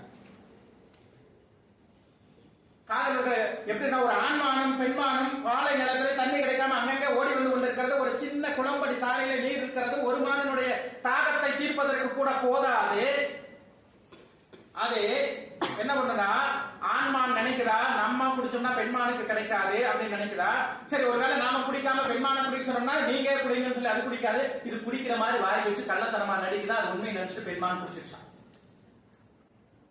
சுனைவாய் சிறுநீரை எய்தாதென்று எண்ணி பிணைமான் இனிதுண்ண வேண்டி கலைமாத்தன் கள்ளத்தில் ஊற்றும் சுரம் என்பர் காதலர் உள்ளம் படர்ந்தனே.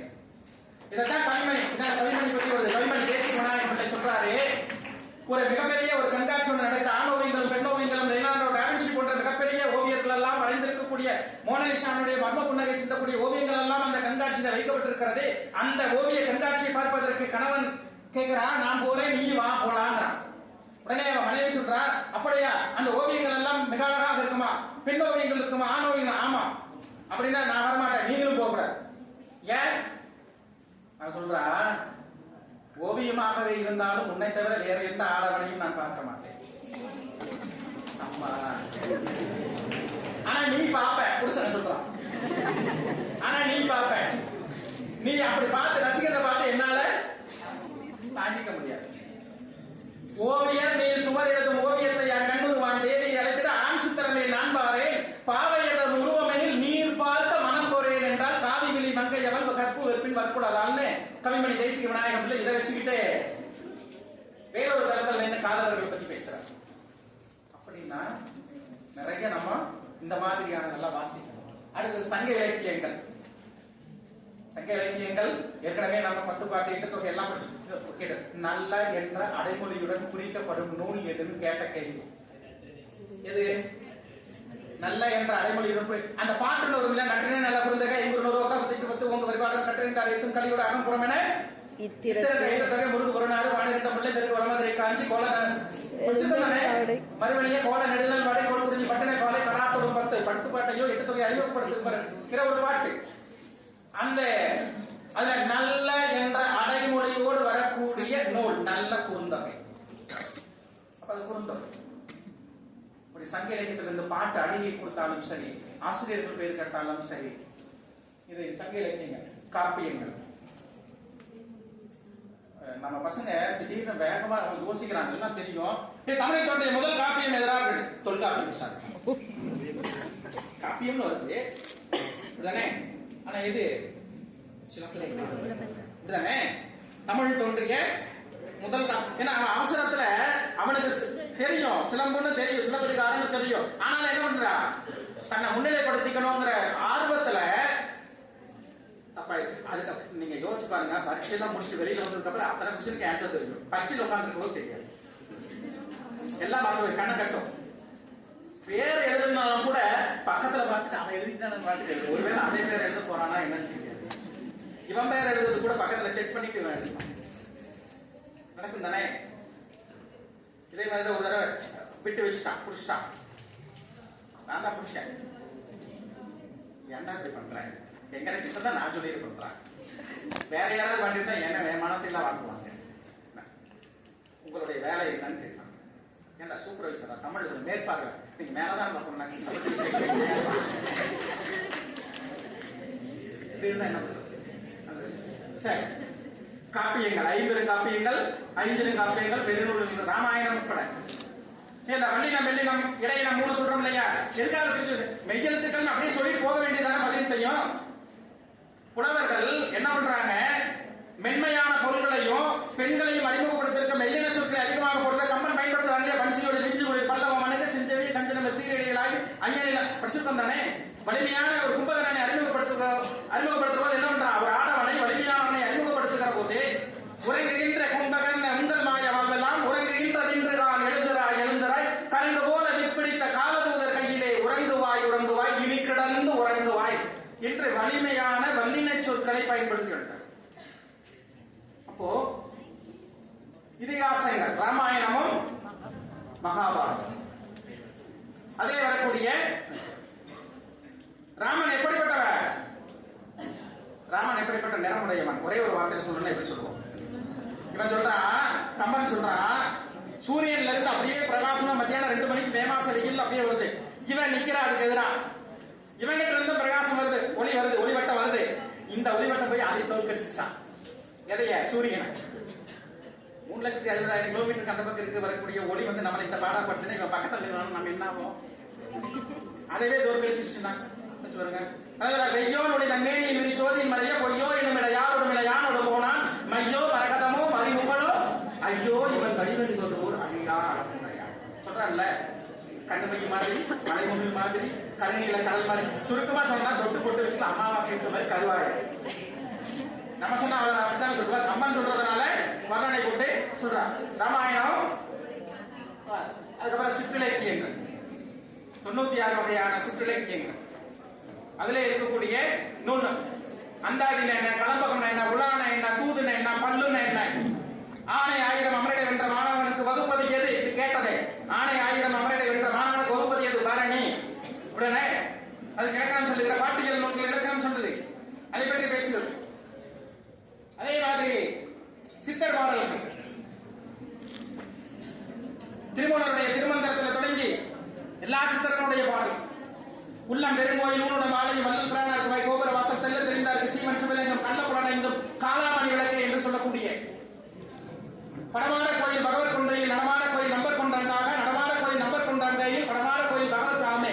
கோயிலுக்கு போகும்போது வெளியில கையில் இருக்கிற பிச்சைக்காரர்களுக்கு ஒண்ணு கொடுக்குறோம் இல்லையா, கொடுக்குறோமா ஒரு சில நேரம் கொடுக்காம. இப்ப உள்ள நாம போய் என்ன வெளியே அவன் நம்ம கிட்ட பிச்சை கேட்கிறான், நம்ம உள்ள போய் என்னன்றான், உள்ள இருக்கிற அவன் கிட்ட நாம கேட்கிறோம். 2 பேரும் ஒரே வேலையை தான் செய்கிறோம். கேட்கிற இடம் தான் வேற. நம்ம கேட்கறது கிடைக்குதா தெரியாது, அவன் கேட்கறது 50 பைசா ₹1 கிடைச்சது தானே. உள்ளே படமாக இருக்கக்கூடிய ஒன்றுக்கு நீ எந்த காரியத்தை செய்தாலும் காணிக்கை கொடுத்தால் வெளியே நடமாடும் தெய்வங்கள் சொல்லக்கூடிய இவங்களுக்கு வந்து சேராது. இவன் இந்த நடமாடும் தெய்வங்களுக்கு நீ ஒண்ணு சொன்னா உள்ள படமாக இருக்கக்கூடிய கடவுளுக்கு செய்த புண்ணியம் உனக்கு கிடைக்கும். திருமூலர் தானே சொல்றாரு, அன்பே சிவம். கமலஹாசன் இல்ல, திருமூலர் தான். அன்பு வேறு சிவம் வேறு என்பதே அறிவிழா என்று தொடங்குகிறார். ஏன் கடவுள் எப்படிப்பட்டவன் சொல்றதுக்கு ஒரு சித்தர் சொல்றார் இல்லையா, நட்டகல்லை தெய்வம் என்று 4 புஷ்பம் சாத்தியே சுற்றி வந்து குணமனம் என்று சொல்ல மந்திரம் எதா நட்டகல்ல பேசுமோ நாதன் உள்ள இருக்கையிலே சுட்ட சட்டி சட்டுவோம் கரிசுவை அறியுமோ அப்படிங்கிற பாட்டு சிவபாக்கியருடைய பாட்டு. இப்படி சித்தர்களை பற்றி வள்ளல் பெருமான் வரைக்கும் இருக்கக்கூடிய சித்தர்கள், பயிர்வாட பொறுக்காத துறவி இல்லையா, அவர் வரைக்கும். அதே போல சமய இலக்கியங்கள், பக்தி இலக்கியங்கள், ஆழ்வார்களும் நாயன்மார்களுமா. மண்ணில் நல்லவண்ணம் வாழலாம் வைகளும் எண்ணில் நல்லகதைக்கு யாதுமோ குறைவில்லை, கண்ணில் நல்லகதை ஒரு கழுமல வளநகர் பெண்ணில் நல்லாரோடு பெருந்தகை இருந்ததே சம்பந்த தேவாரத்தில் பாடுறார். நாவுக்கரசர் தேவாரத்தில் மனவினம் தோடி வெட்டி வதியினம் கோலையுண்டி சினவினம் சரக்கை என்று செறிகடல் ஓடும் போது வரிகடல் அறியும் போது உணவு உணர்வை நல்காய் ஒற்றியூருடைய கோவை திருவற்றியூர் இறைவனை பத்தி பேசுறார். சுந்தரர் பேசுறார், மணிவாசகர் பேசுறார். மணிவாசகருடைய திருவாசகத்தை பேசுகிற போது வள்ளல் பெருமான் சொல்றாரு, வான் கலந்த மாணிக்க வாசகர் நின் வாசகத்தை நான் கலந்து பாருங்கள் நற்கற்பஞ்சாற்றிலே தென் கலந்து பால் கலந்து செல்லின் கனி தீன் சுவை கலந்து என் மூன் கலந்து உயிர் கலந்து ஓட்டாமல் இனிப்பது சொல்லி திருவாசகத்தை பேசுறார். ஜூலி போப்புதான் எழுதுறார், திருவாசகத்திற்கு முருகார் ஒரு வாசகத்திற்கு முருகார். இது கேட்ட கேள்வி. அவன் தான் தாழ்மையுள்ள தமிழ் மாணவன் என்று தன்னுடைய கல்லறையில பொறிக்க செய்து பிரான்ஸ் தேசத்திலிருந்து எட்வர்டு தீவில இருந்து வந்த ஜி.யு. போப் தான் பின்னாலே ஆக்ஸ்போர்ட் பல்கலைக்கழகத்தில் தமிழ் பேராசிரியராக இருந்தவன். அவர்தான் ஜி.யு. போப் எழுதுகிறாரே, திருவாசகத்திற்கு முருகார் ஒரு வாசகத்திற்கு முருகார் எழுதுகிறார். அதே துறைமங்கலம் சிவபிரகாசம் எழுதுகிறார், திருவாசகத்தை ஒரு நாள் ஓதி கீழ்ப்பறவை ஜாதிகளும் வேட்டம் ஒருன்னு சிவபிரகாசம் எழுதுகிறார். இந்த திருவாசகம் அதே இது மாதிரியான இலக்கியங்கள் எல்லாம். அதற்கு பிறகு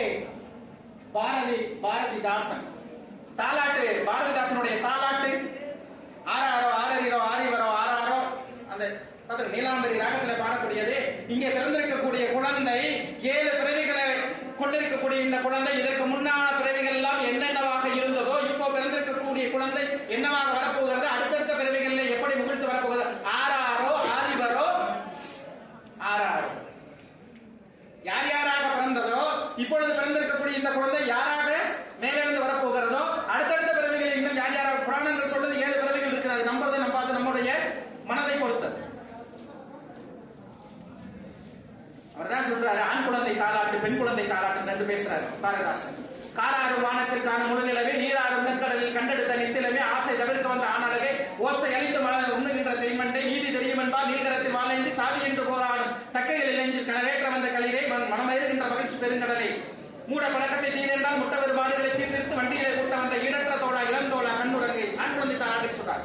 பெண் குழந்தை தாலாட்டு வேண்டாத சாதி இருட்டை தூண்டா விளக்காய் கொண்டு அழிக்கின்ற பெருமாட்டி என்று பேசுகிறார். ஆண் குழந்தைக்கும் பெண் குழந்தைக்கும் தனித்தனியாக தாலாட்ட பாடுகிறார். மனோன்மணியம் சுந்தரமில்லை நம்முடைய தமிழ் தாய் வாழ்த்து. இதில் ஒரு கேள்வி, தமிழ் தாய் வாழ்த்து பாடல் எத்தனை அடிகளை கொண்டதுன்னு ஒரு கேள்வி வந்தது. எத்தனை நம்ம 12, 13, 14 வருஷமா பாடி இருக்கிறோமே, முழுமையா பாட சொன்னா நம்ம பள்ளிக்கூடத்துல எல்லாத்துலயுமே பிரேயர் நடக்கும். முழுமையான வாத்தியார் வாத்தாருன்னா வாய் மட்டும் இந்த தமிழ் தாய் வாழ்த்துல என்னென்ன மொழிகள் சொல்லப்பட்டிருக்கு நம்ம பாதியை வெட்டி வீசிட்டு எடுத்துட்டோம். கன்னடமும் கலிதலும் கவின் மலையாளமும் உதிரத்தை உதித்தெழுந்து ஒன்றுபல ஆகிவிடும் ஆலியம் போல் உலக வழக்கு அழிந்து ஒளிந்து சிதையா உன் சீரிழமை திறமையென்று செயல் மறந்து வாழ்த்துது. இதுதான் பாட்டு. நடுவில் அந்த கன்னடம் தேவையில்லை, நம்ம தமிழ் தாய்க்கு தானே வாழ்த்துறோம். நடுவில் இருக்கிற ஒரு 4 அடியில வெட்டி வீசிட்டாங்க. கன்னடமும் கலிதலும் கவின் மலையாளமும் துணுவும் உன் உதிரத்தை உதித்து எழுந்து ஒன்று பல ஆயிரிடம் ஆரியம் போல் உலக வழக்கு அழிந்து ஒளிந்து சிதையா உன் சீரிழமை திறமையென்று செயல் மறந்து வாழ்த்துது. மனோன்மணி முதல் கவிதை நாடகம். மனோன்மணி சுந்தரமில்லை. அடுத்தது நாட்டுப்புற பாடல்கள். நாட்டுப்புற பாடல்களை பத்தி பேசணும்னா அது நிறைய ஏட்டில் எழுதா கவியங்கள். ஒரே ஒரு பாட்டு அள்ளி அரசாணி மாலையில ஒரு பாட்டு பின்னால ஏட்டிலக்கியமாக வந்த போது பதிவு செய்யப்பட்டிருக்கிறது. அவ்வளவு செல்வ வளங்கள் இருக்கிறதா ஒருத்தலாம். வாழை வடக்கீனம் வாங்க ஒரு வேர்க்கீனம் தென்னை தெற்கீனம் கரும்பும் இளநீரும் கண் திறந்த வடைவாயும் கட்டு கலங்கானம் கதிர் உலக்கு நெல்கானம் சொன்ன புதிகானம் சோழராஜ சீமையிலே எட்டேறு கட்டி உளும் பாண்டியனார் சீமையிலே ஒரு பாட்டு அப்படி வருது. அரிதால் அறுத்துவர மருதால் பயிராகும் அரிதால் என்கிற ஐந்தளந்தேன் கூடு கட்டும். அது நெல்லை அறுத்துட்டு அங்க போய் திருப்பி பார்க்கிற போது அந்த அறுபட்ட காயம் ஆறதுக்குள்ள அந்த அறுபட்ட தாள்ல இருந்து மீண்டும் பயிர் வளர்ந்து நெல்மணிகளாக காய்க்கிற வளமான பூமிக்கு சொந்தக்காரன். அரிதால் அறுத்து வர மருதால் பயிராகும் மாமதுரை சீமையில் இப்படி ஒவ்வொன்றா சொன்ன அரிதால் என்கிற ஐந்தளந்தேன் கூடு கட்டும். அதுல சொல்லிட்டு கடைசியா ஒரு வார்த்தை சொல்றா, கல்லறிந்தால் நெல் விளையும் காலாளர் சீமையிலே கல்லுக்கும் பிள்ளையுண்டு என் களி தீர்க்க பிள்ளை இல்லையே. ஆட்டுக்கல் அம்மிக்கல் இருக்குது இல்லையா, ஆற்றுக்கல் மேல இருக்கிற கல்லுக்கு என்ன பேர்? குளவி கல்லு. குளவினா குழந்தை, குளவினா குழந்தை தானே. இவ்வளவு வளம் இருக்கக்கூடிய நிலத்துக்கு சொந்தக்காரனான எல்லா செல்வ வளங்களும் இருக்கிறது. ஆனால் என்னுடைய வீட்டில் இருக்கிற ஆட்டுக்கல்லு கூட ஒரு குழந்தை இருக்கிறது, குளவிக்கல் இருக்கிறது. என்னுடைய துன்பம் தீர்க்க என்னுடைய வயிற்றுல ஒரு பிள்ளை பிறக்கலையேன்னு சொல்ற போது அதனுடைய துன்பமும் எது? நாட்டுப்புற பாட்டுல. அதனாலதான் ஒரு எழுதுறான், ஒரு கவிஞன் அந்த பெண்ணுடைய வேதனை சொல்ற மாதிரி எழுதுறான். அந்த பெண் சொல்றான், குழந்தை இல்லாத ஏக்கத்தில் அந்த பெண் சொல்றான், சகோதரர்களே நான் இறந்தால் என்னை எரித்து விடாதீர்கள், புதைத்து விடுங்கள், அப்பொழுதாவது என் வயிற்றில் புழு பூச்சி வைக்காதா. புழு பூச்சி சொல்லுங்க, ஆண் குழந்தை பெண் குழந்தை சொல்லுவோம் இல்லையா, புழு பூச்சி வயிற்றில் இருக்குதா தண்ணிச்சா அப்படிலாம் கேட்பாங்க இல்ல. சகோதரர்களை நான் இறந்தால் என்னை எரித்து விடாதீர்கள், புதைத்து விடுங்கள், அப்பொழுதாவது என் வயிற்றில் புழு பூச்சி வைக்காதான் சொல்லக்கூடிய ஏக்கம் இது போன்ற நாட்டுப்புற பாடல்கள் இருக்கிறது. தனிப்பாடல், கம்பனுடைய தனிப்பாடலாக இருந்தாலும் சரி, அவையினுடைய தனிப்பாடலாக இருந்தாலும் சரி, காலமேகத்துடைய தனிப்பாடலாக இருந்தாலும் சரி. காலமேகம் ஒரு பசியோட ஒரு வீட்டுக்கு போறா, ஒரு சத்தத்துல சாப்பாடு போடுறாங்க, 2 நாள் சாப்பிடல, பசியோட இருக்கிற போது பக்கத்துல ஒருத்தர் வந்து என்ன பண்றாரு, முன்குடுமி சோழின்னு ஒருத்தர் உட்கார்ந்து இருக்கான். முன்குடுமி சோழி அப்படின்னா சுத்தி வந்து மனுஷட்டு நீளமா முடி வளர்த்து குடும்பம் போட்டு வச்சிருக்கான். இப்படி உட்கார்ந்து சாப்பிட்டு இருக்கா. பக்கத்துல காலமேகம் அந்த முன்குடுமி சோழியன் ரசம் வருது. ரசம் ஊத்துற போது இந்த முன்குடுமி சோழியனோட ரசம் கீழே போயிடக்கூடாதுன்னு சொல்லிட்டு இலைய ஒரு பக்கம் தூக்கி குடிச்சிட்டு இன்னொரு கையில சாப்பிட்டு இருக்கான். இப்படி சாப்பிடுற போது அவனுடைய குடுமி அவிழ்ந்து நீளமா அந்த முடி அவனுடைய இலைக்கிலேயே விழுது. எத்தனை நாள் தலை கழுவாம இருந்தானோ தெரியாது. உடனே என்ன பண்ற, ஒரு கையில இலையை குடிச்சிருக்கா, ஒரு கையில சாப்பிட்டு இருக்கா. இப்படியே ஒதுக்குறான். ஒதுக்குற போது பக்கத்துல காலமேக புலவனுடைய மூஞ்சி ஊட்டியில ரசமும் சோறுமா போய் அடிக்குது. இப்ப அவனோட இது என்ன ஆகும்? அவன் திட்டுறது பாத்தீங்களா, சாதாரணமான திட்டு இல்ல. முன்குடுமி அவிழ்ந்த முதுகுடுமி சோழியா, முன்குடுமி அவிழ்ந்த முதுகுடுமி சோழியா, சோற்று பொறுப்புலர்ந்த வாய நாயே குரங்கே திருமலை கோட்டானே, உன்னையும் ஒருத்தி பெற்று போட்டாலே வேலை. உன்னையும் ஒருத்தி பெற்று போட்டாலே வேலை. மானம் குளம் கல்வி வன்மை அறிவுடலை தானம் தவம் முயற்சி தாளாண்மை தேயும் கசிவந்த சொல்லியர் மேல் காமுதல் 10 பசுவந்தரமும் பிறந்த அவையார் தானே சொல்றாங்க. அத்தனை கோயில்கள் தனிப்பார் அவையாருடைய தனிப்பாடல்ல இருந்த முகந்தறிந்து ஈரோடு பெண்வாங்கி விருந்து வந்தது என்று விளம்ப ஆடினால் ஓடினால் பலமுறை சாடினால் ஓட ஓட வெறுந்தோடவே. இதுவும் அவையாருடைய தனிப்பாட்டு. கம்பனுடைய தனிப்பாட்டு நிறைய இருக்கு. கொங்கு நாட்டுக்கு அவன் பயணம் வந்த போது நிறைய பாடல்களை பதிவு செய்கிறான். இப்படி தனிப்பாடல்கள். அடுத்து பாரதிதாசன் பத்தி எல்லாம் பேசிட்டோம். பாரதிதாசன், சுரதா, கண்ணதாசன், உடுமலையார், பட்டுக்கோட்டையார் இவங்க எல்லாம் நீங்க போய் தேடி குடிச்சு படிங்க. பார்க்கும் பொருள் எல்லாம் பாடம் நடத்துகிறது. அதை இந்த பாலுமனம் தான் ஏனோ ஏற்க மறுக்கிறது என்று கண்ணதாசன் சொல்லுவார்.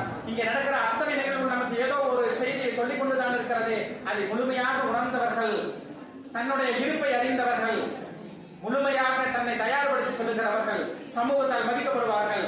அதற்கு ஒரே உதாரணம், மதியம் பேச வருகிற எங்களுடைய மாணவி, எனக்கும் இளங்கோவனர்களுக்கும் பீலிட்ல மாணவியாக இருந்து பயின்ற மகேஸ்வரி அவர்கள் மதிய அமர்வுகளை வருகிறார்கள். அவர் குரூப் 4 என்கிற அந்த நிலையிலே தேர்ச்சி பெற்று அமைச்சு பணியாளராக பணியாற்றிக் கொண்டிருக்கிறார். அப்படிப்பட்ட நீங்கள் குறிக்கோளை தேர்ந்தெடுங்கள், மேற்கோள் ஆவீர்கள். குறிக்கோளோடு அவர் வாசித்தார். இன்றைக்கு நாங்கள் அவரை மேற்கோள் காட்டுகிறோம். நீங்களும் குறிக்கோளோடு உங்களுடைய தயாரிப்பையும் வாழ்க்கையும் திட்டமிடுங்கள். நாளை இது போன்ற உங்களுக்கு பிறகு வரக்கூடிய சந்ததிகளுக்கு மாணவர்களுக்கு மேற்கோளாக காட்டப்படுவீர்கள் என்று சொல்லி அடுத்த முறை உங்களை எல்லாம் சந்திக்கிற போது போட்டித் தேர்வில் ஏதாவது ஒன்றில் தேர்வாகி ஏதோ ஒரு அரசு அலுவலகத்தில் ஏதாவது ஒரு வேலைக்காக நாங்கள் வருகிற போது எங்களை வரவேற்கிற உங்களை பார்ப்பதற்கு நாங்கள் ஆவலோடு இருக்கிறோம் என்று சொல்லி வாய்ப்புக்கு நன்றி கூறி அத்தனை பேருக்கு